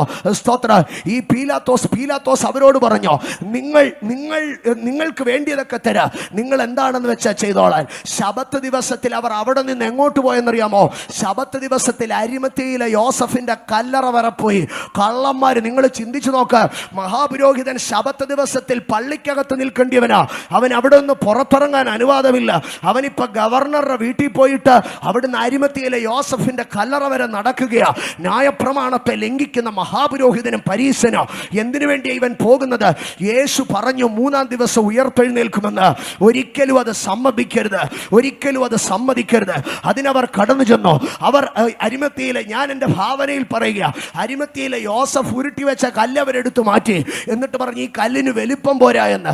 എന്നിട്ട് അവരെല്ലാവരും കൂടെ കൂടി 10-25 കിലോ വലിപ്പം കൂടുതലുള്ള ഒരു കല്ല് കൊണ്ടുവന്ന് കല്ലറയുടെ വാതിൽക്കൽ ഉരുട്ടി വെച്ച് സിമെന്റ് വിട്ട് കോൺക്രീറ്റും കമ്പിയെല്ലാം ഇട്ട് ഉറപ്പിച്ച് റോമ ഗവൺമെന്റിന്റെ മുദ്രയും ആക്കി. സ്തോത്ര. എന്നിട്ട് അതിന്റെ വാതിൽക്കൽ പട്ടാളക്കാരെ നിർത്തി. പട്ടാളക്കാർക്ക് അത്യാവശ്യം കൈമണിയും കൊടുത്ത് കുടിക്കാൻ 4 കുപ്പിയും മേടിച്ചു കൊടുത്തിട്ട് പറഞ്ഞു, വളരെ ജാഗ്രതയായി കാത്തുകൊള്ളണം, വേണ്ടിയ കാര്യം ഞങ്ങൾ പിന്നെയും ചെയ്തോളാമെന്ന് പറഞ്ഞിട്ട് അവർ പോയി. പക്ഷേ ദിവസം 3 കഴിയുമ്പോൾ, നേരം വെളുത്ത് സൂര്യൻ ഉദിക്കുന്നതിന് മുമ്പേ, അധികാലത്ത് ഇരുട്ടുള്ള സമയത്ത് മഗ്ദല മറിയവും മറ്റേ മറിയവോ സ്തോത്ര യോസയും കൂടെ അവിടെ കടന്നു ചെല്ലുമ്പോൾ അവർ കണ്ടത് കടാകടിയന്മാരായ റോമ പട്ടാളക്കാർ നിലത്ത് വീണ് കിടക്കുകയാണ്. ഉരുട്ടിവെച്ച വലിയ കല്ല് അവിടെ നിന്ന് മാറ്റിയിരിക്കുകയാണ്. ലോകത്തെ കിടുകിട വിറപ്പിച്ച ഇരുമ്പുകൾ പല്ലുകൊണ്ട് ചവച്ചരച്ച സീസറുടെ മുദ്ര പൊട്ടി തകർന്നിരിക്കുകയാണ്. എന്നിട്ട് ഉരുട്ടിയ കല്ലിന്റെ മുകളിൽ ഒരു പുള്ളിക്കാരൻ കയറി ചുമ്മാതങ്ങ് ഇരിക്കുക. ആരാണ്? സ്വർഗത്തിൽ നിന്ന് ഇറങ്ങി വന്ന ദൂതൻ. ഇന്ന് രാത്രി ഞാൻ വിളിച്ചു പറയട്ടെ, കർത്താവ് പറഞ്ഞാൽ അതുപോലെ സംഭവിക്കാം. അതിനേതൊക്കെ സാമ്രാജ്യങ്ങൾ എതിർ നിന്നാലും, അതിനേതൊക്കെ രാഷ്ട്രീയ ഭരണകൂടങ്ങൾ എതിർ നിന്നാലും, അതിനേതൊക്കെ സാമ്പത്തിക സംഗതികൾ എതിർ നിന്നാലും, അതിനേതൊക്കെ മത പൗരോഹിത്യങ്ങൾ എതിർ നിന്നാലും, എന്റെ കർത്താവ് പറഞ്ഞിട്ടുണ്ടെങ്കിൽ അത് അതുപോലെ സംഭവിക്കും. ശബത്തിനെ ലംഘിച്ച മഹാപുരോഹിതന്മാരും പരീശന്മാര് രാത്രിയിൽ ഉറക്കൊഴിഞ്ഞ് കാത്തിരുന്നാലും, അവർ പണം മുടക്കിയാലും, പീലാത്തോസിന്റെ പട്ടാളം ഉറക്കൊഴിഞ്ഞ് കാവലിരുന്നാലും, വലിയ കല്ലുകൾ ഉരുട്ടി വെച്ചാലും, എന്റെ യേശുവപ്പ പറഞ്ഞിട്ടുണ്ടെങ്കിൽ അത് അതുപോലെ സംഭവിക്കും. ഇന്ന് രാത്രി എന്നെ കേൾക്കുന്ന എൻ്റെ ദൈവ പൈതലേ, യേശുവിന്റെ കല്ലറയുടെ മുമ്പിൽ വെച്ചതിനേക്കാൾ വലിയ കല്ലാണോ നിന്റെ മുമ്പിൽ ഇരിക്കുന്നത്?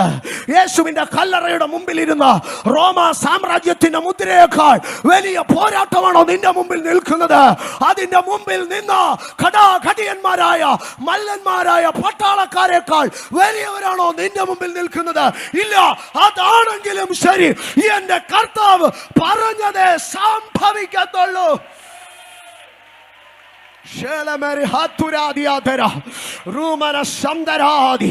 ദൈവത്തിന്റെ വാക്കിന്റെ മുമ്പാകെ അധികാരങ്ങൾ താണുപോകും.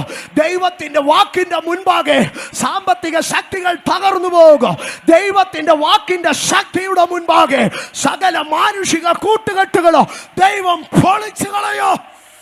ഈ രാത്രി നിനക്കെതിരെ നിൽക്കുന്ന, ഈ രാത്രി നിന്റെ വാഗ്ദാനങ്ങൾക്കെതിരെ നിൽക്കുന്ന ഏത് രാഷ്ട്രീയ ഭരണകൂടമായിരുന്നാലും, ഏത് അന്ധകാര ആധിപത്യമായിരുന്നാലും, ഏത് പൗരോഹിത്യ പാരമ്പര്യമായിരുന്നാലും, ഈ രാത്രി വിശ്വസിക്കുക, എന്റെ ദൈവത്തിന്റെ വാക്കുകൾ നിവർത്തീകരിക്കപ്പെടും. ശബര ഹതുര ധഗാന ഹഷ്മാരിയ റീ ബാബാ ഷൗല ഹരാദിയാദര.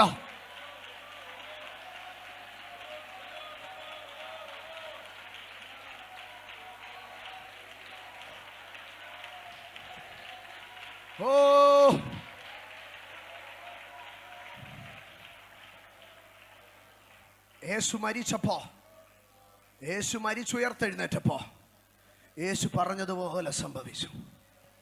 യേശു ജനിച്ചപ്പോഴും ഇത് തന്നെ സംഭവിച്ചത്. ലൂക്കോസിന്റെ സുവിശേഷം 2-ാം അധ്യായത്തിലേക്ക് കടന്നു വരുമ്പോൾ അതിന്റെ 20-ാം വാക്യത്തിൽ ഇടയന്മാർക്ക് ഒരരുളപ്പാടുണ്ടായി.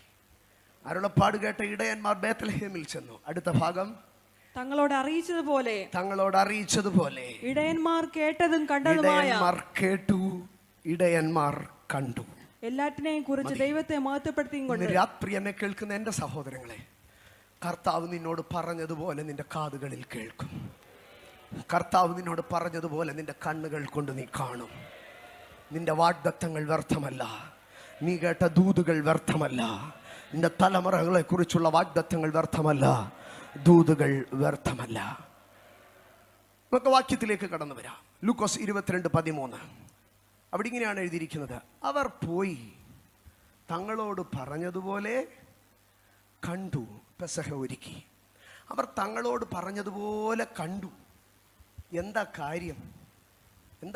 ഒരിക്കൽ കൂടി ആ വാക്യം ഒന്ന് വയ്ക്കാം. ലൂക്കോസ് 22:13. അവർ പോയി തങ്ങളോട് പറഞ്ഞതുപോലെ കണ്ടു, പെസഹ ഒരുക്കി. തങ്ങളോട് പറഞ്ഞതുപോലെ. പെസഹ വിട്ടിട്ടൊന്ന് വായിക്കാമോ? പെസഹ വിട്ടിട്ട് ആരംഭത്തിലെ ആ 2 ഭാഗം മാത്രം. അവർ പോയി തങ്ങളോട് പറഞ്ഞതുപോലെ പെസഹ ഒരുക്കി. അങ്ങനല്ല, ഞാൻ വായിക്കാം. അവർ പോയി തങ്ങളോട് പറഞ്ഞതുപോലെ കണ്ടു. അവർ പോയി തങ്ങളോട് പറഞ്ഞതുപോലെ കണ്ടു.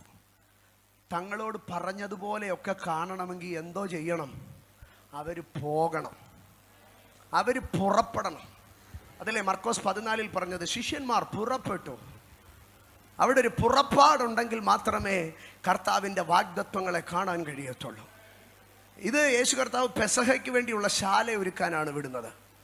എന്നാൽ യേശു കർത്താവ് പട്ടണപ്രവേശം ചെയ്യുന്നതിന് മുമ്പായിട്ട് യേശു കർത്താവ് 2 ശിഷ്യന്മാരെ അരികെ വിളിച്ചിട്ട് പറഞ്ഞു: എതിരെയുള്ള ഗ്രാമത്തിൽ ചെല്ലുവേൻ, അവിടെ ഒരു കഴുതയും അതിൻ്റെ കുട്ടിയെയും കാണും, അതിനെ അഴിച്ചുകൊണ്ട് വരണം. നമ്മൾ ലൂക്കോസിന്റെ സുവിശേഷം 19-ാം അധ്യായം അതിൻ്റെ 32-ാം വാക്യത്തിലേക്ക് വരുമ്പോൾ അയക്കപ്പെട്ടവർ പോയി തങ്ങളോട് പറഞ്ഞതുപോലെ കണ്ടു. അയക്കപ്പെട്ടവർ പോയി തങ്ങളോട് പറഞ്ഞതുപോലെ കണ്ടു. അപ്പൊ തങ്ങളോട് പറഞ്ഞതുപോലെ കാണണമെങ്കിൽ എന്തോ ചെയ്യണം? അയക്കപ്പെട്ടവർ പോകണം, പുറപ്പെടണം.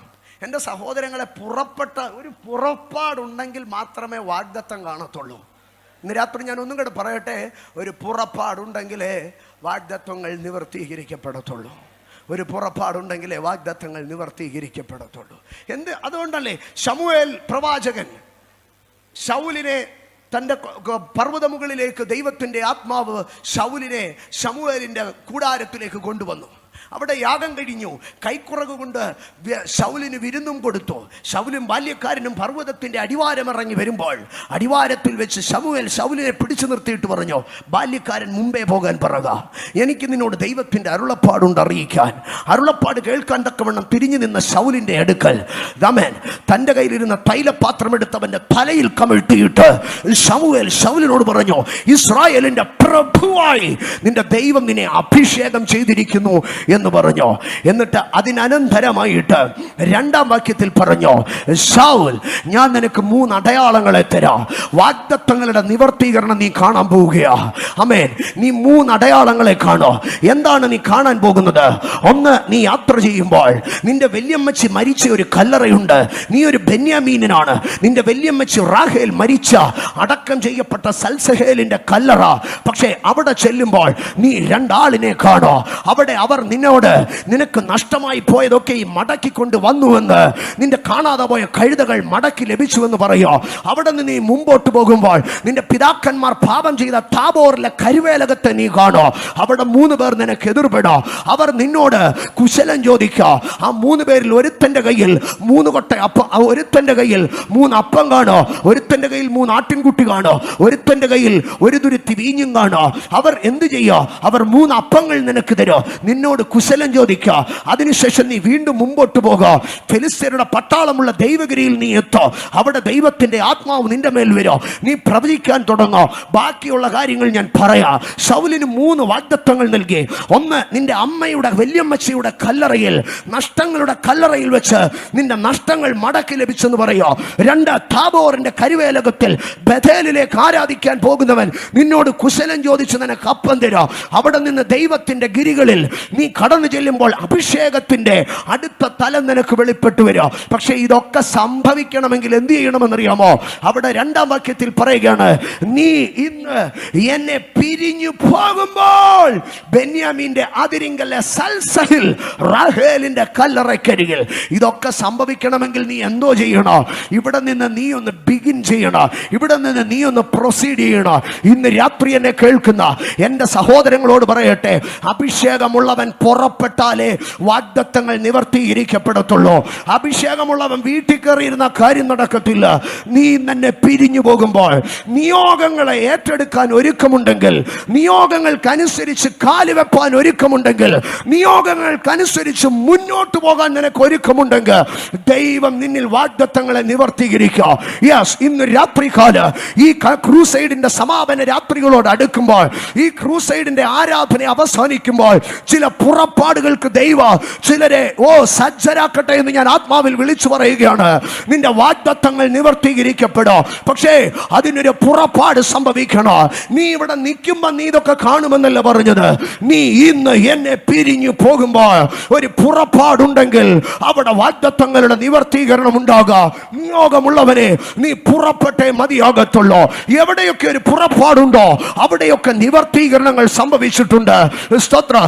യോസേഫ് അപ്പന്റെ വീട്ടിൽ നിന്ന് പുറപ്പെട്ടു പോകേണ്ടി വന്നു. യാക്കോബ് അപ്പന്റെ വീട്ടിൽ നിന്ന് പുറപ്പെട്ടു പോകേണ്ടി വന്നു. അബ്രഹാം പിതൃദേശത്ത് നിന്ന് പുറപ്പെട്ടു പോകേണ്ടി വന്നു. എവിടെയൊക്കെ പുറപ്പാടുകൾ സംഭവിച്ചിട്ടുണ്ടോ അവിടെയൊക്കെ വാഗ്ദത്തങ്ങൾ നിവർത്തീകരിക്കപ്പെട്ടിട്ടുണ്ട്. നിയോഗമുള്ളവനെ നീ ഒരിടത്ത് ഒതുങ്ങി പോകരുത്.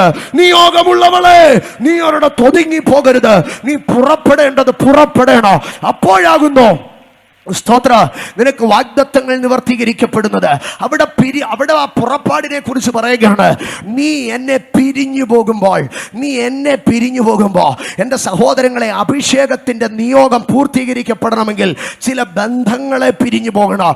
ചില ബന്ധങ്ങളെ പിരിഞ്ഞു പോകണം. ചിലർക്ക് ജീവിച്ചിരിക്കുന്നവരുമായിട്ട് പോലുമല്ല, മരിച്ചവരും അവരുടെ കല്ലറകളെ പോലും പിരിഞ്ഞു പോകാൻ ഇഷ്ടമില്ല. ഞാൻ പോയി കഴിഞ്ഞാൽ പിന്നെ അമ്മച്ചിയുടെ കല്ലറയിൽ ആരും മെഴുകുതിരി കത്തിക്കുന്ന എൻ്റെ പ്രിയപ്പെട്ടവരെ, മരിച്ചുപോയ അമ്മച്ചിക്ക് വർഷം തോറും മെഴുകുതിരി കത്തിക്കാൻ വേണ്ടി നീയും നിന്റെ തലമുറകളെ വാഗ്ദത്തങ്ങളെ തള്ളിമാറ്റി നിന്റെ ജീവിതം ഇരുട്ടിലാക്കരുത്. പകരം നീ പിരിഞ്ഞു പോ. യെസ്, ചില സൊസൈറ്റികളെ, ചില ബന്ധങ്ങളെ, ചില പാരമ്പര്യങ്ങളെ, ചില ഈടുറ്റ കൂട്ടുകെട്ടുകളെ വിട്ടുപോകാൻ നിനക്കൊരു മനസ്സൊരുക്കമുണ്ടെങ്കിൽ കർത്താവിനെ അനുഗമിക്കാൻ തക്കവണ്ണം എനിക്ക് മാനുഷിക ബന്ധങ്ങളല്ല. പൂർവകാലങ്ങളിലെ ദൈവസഭ പാടി ആരാധിച്ച ഒരു പാട്ടുണ്ട്. നാട് വിട്ടു, വീട് വിട്ടു, നാമധേയ കൂട്ടം വിട്ടു. വിട്ടു കഴിഞ്ഞപ്പോഴത്തേക്ക് പിന്നെ എക്സ്പ്രസ് ഹൈവേ അല്ല, കാഠിന്യമാം ശോധനയിൽ യാനം ചെയ്തു. പക്ഷേ എന്തായിരുന്നോ ആ കൂട്ടുകെട്ടുകളെ വിടാൻ അവർക്കുണ്ടായിരുന്ന പ്രേരണ? അവർ ഒന്ന് കണ്ടു, ഒരു വാഗ്ദത്തത്തെ കണ്ടു. അത് പിടിക്കുവാൻ വേണ്ടി അവർ മുന്നിട്ടിറങ്ങി. തർസോസിലെ കിലിക്കയിൽ ജനിച്ച തർസോസിലെ കിലിക്കക്കാരനായ കിലിക്കയിലെ തർസോസുകാരനായ ശൗൽ തൻ ന്യായപ്രമാണം ഗമാലിയേലിന്റെ പാദത്തിൽ ഇരുന്ന് പഠിച്ച റോമ പൗരത്വത്തിന്റെ അന്തസത്തകൾ ഉൾക്കൊണ്ട് യഹൂദ പാരമ്പര്യത്തിന്റെ കൂട്ടുകെട്ടുകൾ പിടിച്ച മതപൗരോഹിത്യത്തിന്റെ മേലധികാരികളോടുകൂടെ ചങ്ങാത്തം വിട്ട് താൻ ദമസ്കോസിന്റെ പടിവാതിൽക്കൽ കണ്ട ദിവ്യ ദർശനത്തിന് വശംവദനായി തന്റെ മേൽ അനന്യാസ് കൈവെക്കുമ്പോൾ വ്യാപരിച്ച പരിശുദ്ധാത്മാവിന്റെ നിയോഗത്തിന് വശംവദനായി തന്റെ പുറപ്പാടുകൾ മാറി അവിടെ വാഗ്ദത്തങ്ങൾ നിവർത്തീകരിക്കപ്പെട്ടു. ഇന്ന് രാത്രി അവർ പോയി വാഗ്ദത്തങ്ങൾ നിവർത്തീകരണം കാണുവാൻ. ആകയാൽ ഈ രാത്രി ഒരു പുറപ്പാട് ആവശ്യമാണ് നിന്റെ വാഗ്ദത്തങ്ങളുടെ നിവർത്തീകരണത്തിന് വേണ്ടി. ആകയാൽ ശൗൽ വാഗ്ദത്തങ്ങളുടെ നിവർത്തീകരണത്തിന് വേണ്ടി അവിടെ നിന്ന് പുറപ്പെടുകയാണ്. അതിന്റെ 9-ാം വാക്യത്തിൽ എന്താണ് എഴുതിയിരിക്കുന്നത് അറിയാമോ? ആ അടയാളങ്ങളെല്ലാം അന്ന് തന്നെ സംഭവിച്ചു. ഈ രാത്രി പരിശുദ്ധാത്മാവ് ആരോടോ വിളിച്ചു പറയുകയാണ്, നീ പിരിയേണ്ടതിനെ പിരിയാൻ ഒരു തീരുമാനമെടുത്താൽ, അത് പാരമ്പര്യമാകട്ടെ, അത് സമുദായമാകട്ടെ, അത് കൂട്ടുകെട്ടാകട്ടെ, പിരിയുവാൻ ഒരു തീരുമാനമെടുത്താൽ ആ അടയാളങ്ങളെല്ലാം അന്ന് തന്നെ സംഭവിച്ചുവെന്ന് എഴുതിയിരിക്കുന്നത് പോലെ ഈ 2023 നിന്റെ വാഗ്ദത്തങ്ങളുടെ നിവർത്തീകരണമായിരിക്കും. ഓ ഹല്ലേലൂയ, ഹല്ലേലൂയ, ആമേൻ. ചിലതിനെ വിട്ടു പുറപ്പെടണം. ലോത്ത് തന്റെ വീട്ടിൽ കയറി വന്ന ദൂതന്മാരെ സ്വീകരിച്ചു. അതിനനന്തരം ലോത്ത് ഓടിപ്പോയി തന്റെ മക്കളുടെ അടുക്കൽ പറഞ്ഞ ഭാഗം ഇതാണ്: ഉൽപ്പത്തി പുസ്തകം 19-ാം അധ്യായത്തിലേക്ക് കടന്നു വരുമ്പോൾ അതിന്റെ 19-ാം അധ്യായം 14-ാം വാക്യം, അങ്ങനെ ലോത്ത് ചെന്നു തന്റെ പുത്രിമാരെ വിവാഹം ചെയ്യുവാനുള്ള മരുമക്കളോട് സംസാരിച്ചു. എന്താണ് പറഞ്ഞത്? നിങ്ങൾ എഴുന്നേറ്റ് ഈ സ്ഥലം വിട്ട് പുറപ്പെടുവീൻ, യഹോവ ഈ പട്ടണം നശിപ്പിക്കുമെന്ന് പറഞ്ഞു.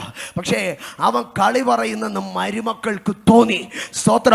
ഉഷസായപ്പോൾ ദൂതന്മാർ ലോത്തിനെ ബന്ധപ്പെടുത്തി, ഈ പട്ടണത്തിന്റെ അകൃത്യത്തിൽ നശിക്കാതിരിപ്പാൻ എഴുന്നേറ്റ് നിന്റെ ഭാര്യയെയും ഇവിടെ കാണുന്ന നിന്റെ 2 പുത്രിമാരെയും കൂട്ടിക്കൊണ്ട് പൊയ്ക്കൊള്ളുക എന്ന് പറഞ്ഞു.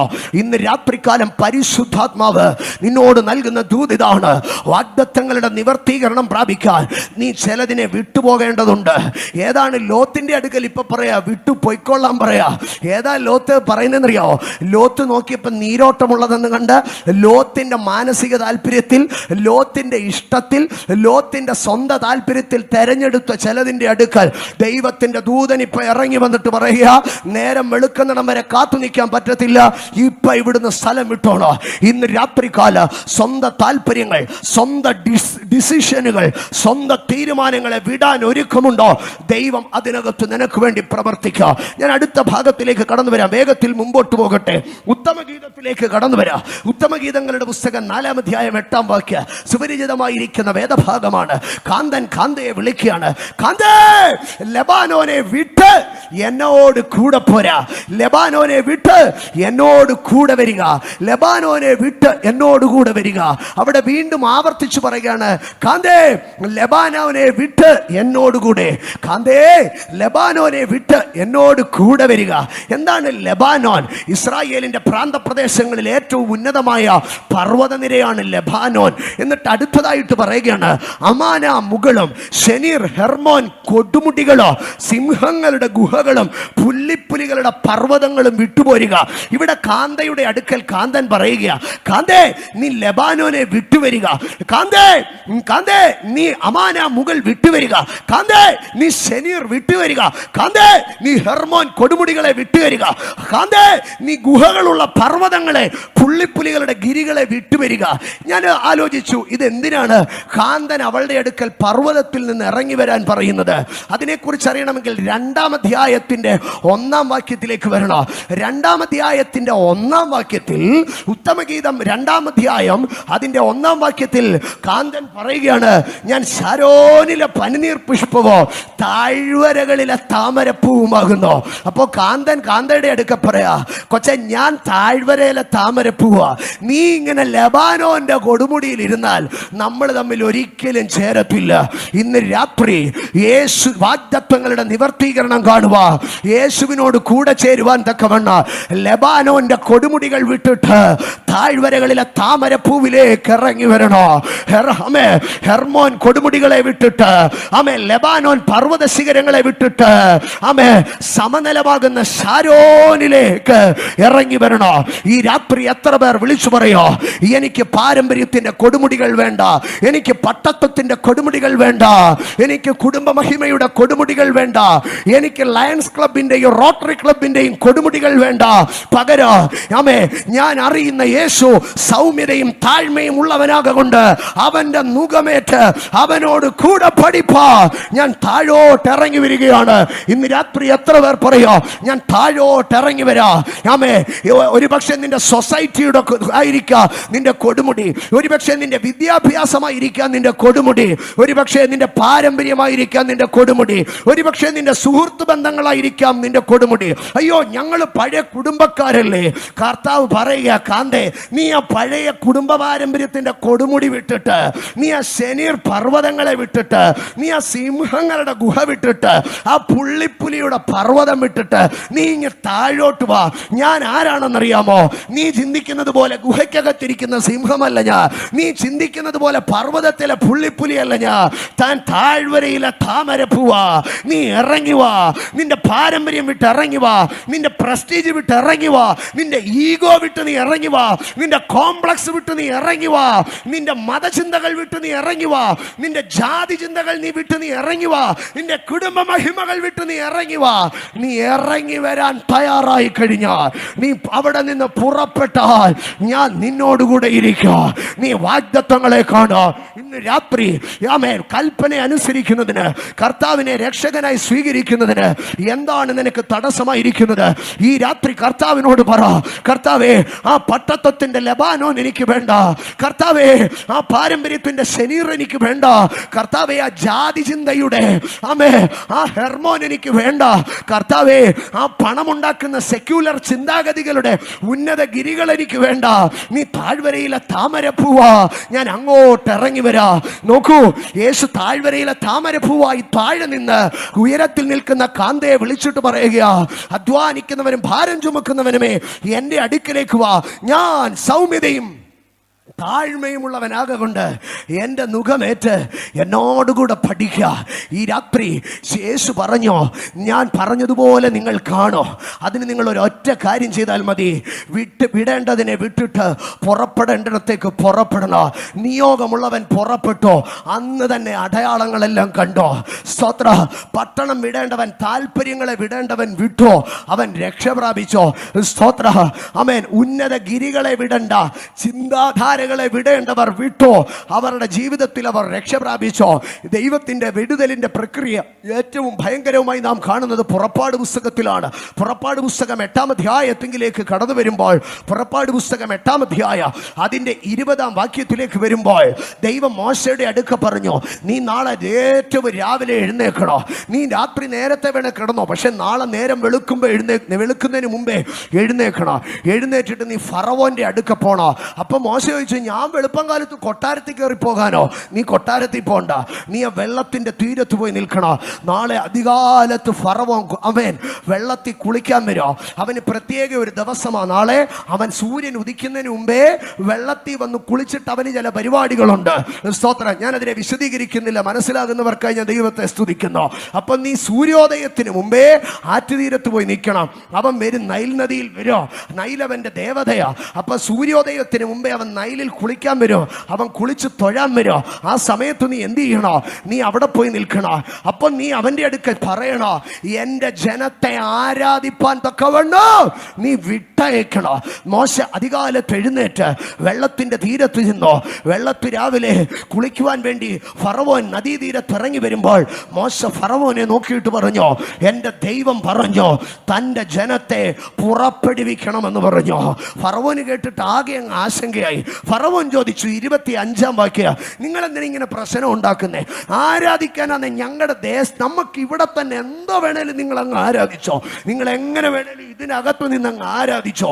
ആമേ എന്ന്. അപ്പൊ മോശ പറഞ്ഞോ, ഞങ്ങളുടെ ആരാധന നിങ്ങൾക്ക് അറപ്പായിരിക്കുക. ഞങ്ങൾ ആരാധിക്കുന്നത് ഇങ്ങനെ മൃഗത്തേക്ക് അറുത്ത ഞങ്ങളുടെ ആരാധന നിങ്ങൾക്ക് ഇഷ്ടപ്പെടത്തില്ല. ഞങ്ങളുടെ കയ്യടി സ്തോത്രം അല്ലേലുവേ ഞങ്ങളുടെ മറുഭാഷയും തുള്ളലും ഒക്കെ കണ്ട സാറെ പിടിക്കത്തില്ല, അതുകൊണ്ട് ഞങ്ങൾ അപ്പുറത്തോട്ട് പൊയ്ക്കൊള്ളാമെന്ന് പറഞ്ഞു. അപ്പോ ഫറവോൻ അടുത്ത ഒരു എപ്പിസോഡ് പറഞ്ഞു. ഫറവോൻ പറഞ്ഞു, എന്നാ പിന്നെ പൊക്കോ, പക്ഷെ ദൂരെ എങ്ങും പോവരുത്. എവിടെ പോയാലും ഞായറാഴ്ച രാവിലെ 7:30 ആകുമ്പോ ഇങ്ങ് വന്നേക്കണം. ഇടയ്ക്ക് എവിടെയെങ്കിലും ഒക്കെ പോകുന്നേ പൊക്കോ, ഒരു കുഴപ്പമില്ല. മോശ പറഞ്ഞ അങ്ങനത്തെ ഒരു വരുത്തുപോക്ക് സമ്പ്രദായത്തിനല്ല ദൈവം വിളിച്ചത്. പകരം ആമേൻ, നിങ്ങൾ 3 ദിവസം വഴിദൂര ദേഹവും ദേഹിയും ആത്മാവും ഞങ്ങൾ വേർപെട്ട് മരുഭൂമിയിൽ പോയി ആരാധിക്കണം. ഫറവോൻ ഇവിടെ വണ്ടറടിക്കുക, എടാ പട്ടണത്തിൽ ആരാധിക്കാൻ പറഞ്ഞിട്ട് ഇവന് വേണ്ട, ഇവന് മരുഭൂമിയിൽ പോയി ആരാധിക്കണം. ആമേ.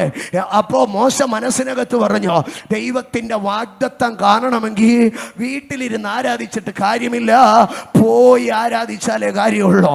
എൻ്റെ പ്രിയപ്പെട്ടവരെ, അത് മോശ ഇത് പറയാൻ കാര്യം എന്താണെന്നറിയാമോ? സ്തോത്ര. മോശയ്ക്കൊരു വെളിപ്പാടുണ്ട്. മോശയുടെ പൂർവ്വപിതാവായിരിക്കുന്ന അബ്രഹാം അബ്രഹാം എവിടെ വീട് പണിതാലും കൂടാരം അടിച്ചാൽ ആദ്യം അബ്രഹാം എന്താ ചെയ്യുന്നത്? കൂടാരത്തിന്റെ വാതുക്കൽ ഒരു യാഗപീഠം പണിയോ, ആ യാഗപീഠം വീണത് അവിടെ ആരാധിക്കും. അപ്പം തന്റെ വീടിന്റെ മുമ്പിൽ എന്നും എന്തുണ്ട്? ഒരു യാഗപീഠമുണ്ട്. എവിടെ പോയി ഫ്ലാറ്റ് മേടിച്ചാലും വീട് മേടിച്ചാലും എന്നും വൈകിട്ട് സന്ധ്യാപ്രാർത്ഥന പുള്ളിക്കാരനുണ്ട്. പിള്ളേരെല്ലാം വിളിച്ചു വരുത്തോ, പാട്ടുപാടും, വചനം വായിക്കും, എല്ലാം ഉണ്ട്. പക്ഷേ ഒരു ദിവസം ദൈവം ഉൽപ്പത്തി പുസ്തകം 22 കടന്നു വരുമ്പോൾ ദൈവം അബ്രാമിനെ പരീക്ഷിച്ചത് എങ്ങനെയെന്നാൽ, ദൈവം അബ്രാമിനെ വിളിച്ചിട്ട് പറഞ്ഞു, അബ്രാം, നീ എന്ത് ചെയ്യണോ? നീ സ്നേഹിക്കുന്ന നിന്റെ മകനെ, നിന്റെ ഏകജാതനായ ഇസഹാക്കിനെ തന്നെ കൂട്ടിക്കൊണ്ട് നീ നിന്റെ വീടിന്റെ മുമ്പിലെ ആ യാഗപീഠത്തിൽ ഇസഹാക്കിനെ കിടത്തി യാഗം കഴിക്കണമെന്നല്ല പറഞ്ഞത്. നീ അവിടെ നിന്ന് പുറപ്പെടണോ? നീ അവിടെ നിന്ന് പുറപ്പെട്ട്, നിന്റെ വീട്ടിൽ നിന്ന് പുറപ്പെട്ട് ഞാൻ നിന്നെ കാണിക്കുന്ന പർവ്വതം വരെ ഇനി നടക്കണോ? അങ്ങനെ അബ്രാം യാത്ര പുറപ്പെട്ടു. 3 ദിവസം യാത്ര പുറപ്പെട്ട് മോര്യാദേശത്തെത്തിയപ്പോൾ ഒരു മലയെത്താൻ കണ്ടോ. അപ്പോൾ മോശ പറയാ, എൻ്റെ പിതാവ്, ഞങ്ങളുടെ പിതാവായിരിക്കുന്ന അബ്രഹാം വീട്ടിൽ യാഗപീഠം ഉണ്ടായിരുന്നു, വീട്ടിൽ പാട്ടുപാടാൻ പാട്ടുപുസ്തകം ഉണ്ടായിരുന്നു, വീട്ടിൽ തമ്പേറുണ്ടായിരുന്നു, വീട്ടിൽ കീബോർഡ് ഉണ്ടായിരുന്നു, വീട്ടിൽ ചിഞ്ചിലുണ്ടായിരുന്നു, വീട്ടിൽ പായ ഉണ്ടായിരുന്നു, വീട്ടിലെല്ലാം ഉണ്ടായിരുന്നു. പക്ഷേ യഹോവ ഇരേ എന്ന ദൈവത്തിന്റെ കരുതൽ കാണുന്ന, ദൈവത്തിന്റെ വാഗ്ദത്തം പ്രാപിക്കുന്ന ആരാധനയുടെ ദിവസം വന്നപ്പോ ദൈവം അബ്രാമിന്റെ അടുക്ക പറഞ്ഞു, വീട്ടിലിരുന്ന് ചെണ്ട കൊട്ടിയാ പോരാ, നീ ഇറങ്ങ്, മോറിയ ദേശത്തേക്ക് പോ. 3 ദിവസം യാത്ര ചെയ്ത് തന്റെ കൂടെയുള്ള ബാല്യക്കാരെ പർവ്വതത്തിന്റെ അടിവാരത്തിലിരുത്തി പർവ്വതത്തിന്റെ മുകളിലേക്ക് അബ്രാം പിതാവ് കയറി ചെന്നു.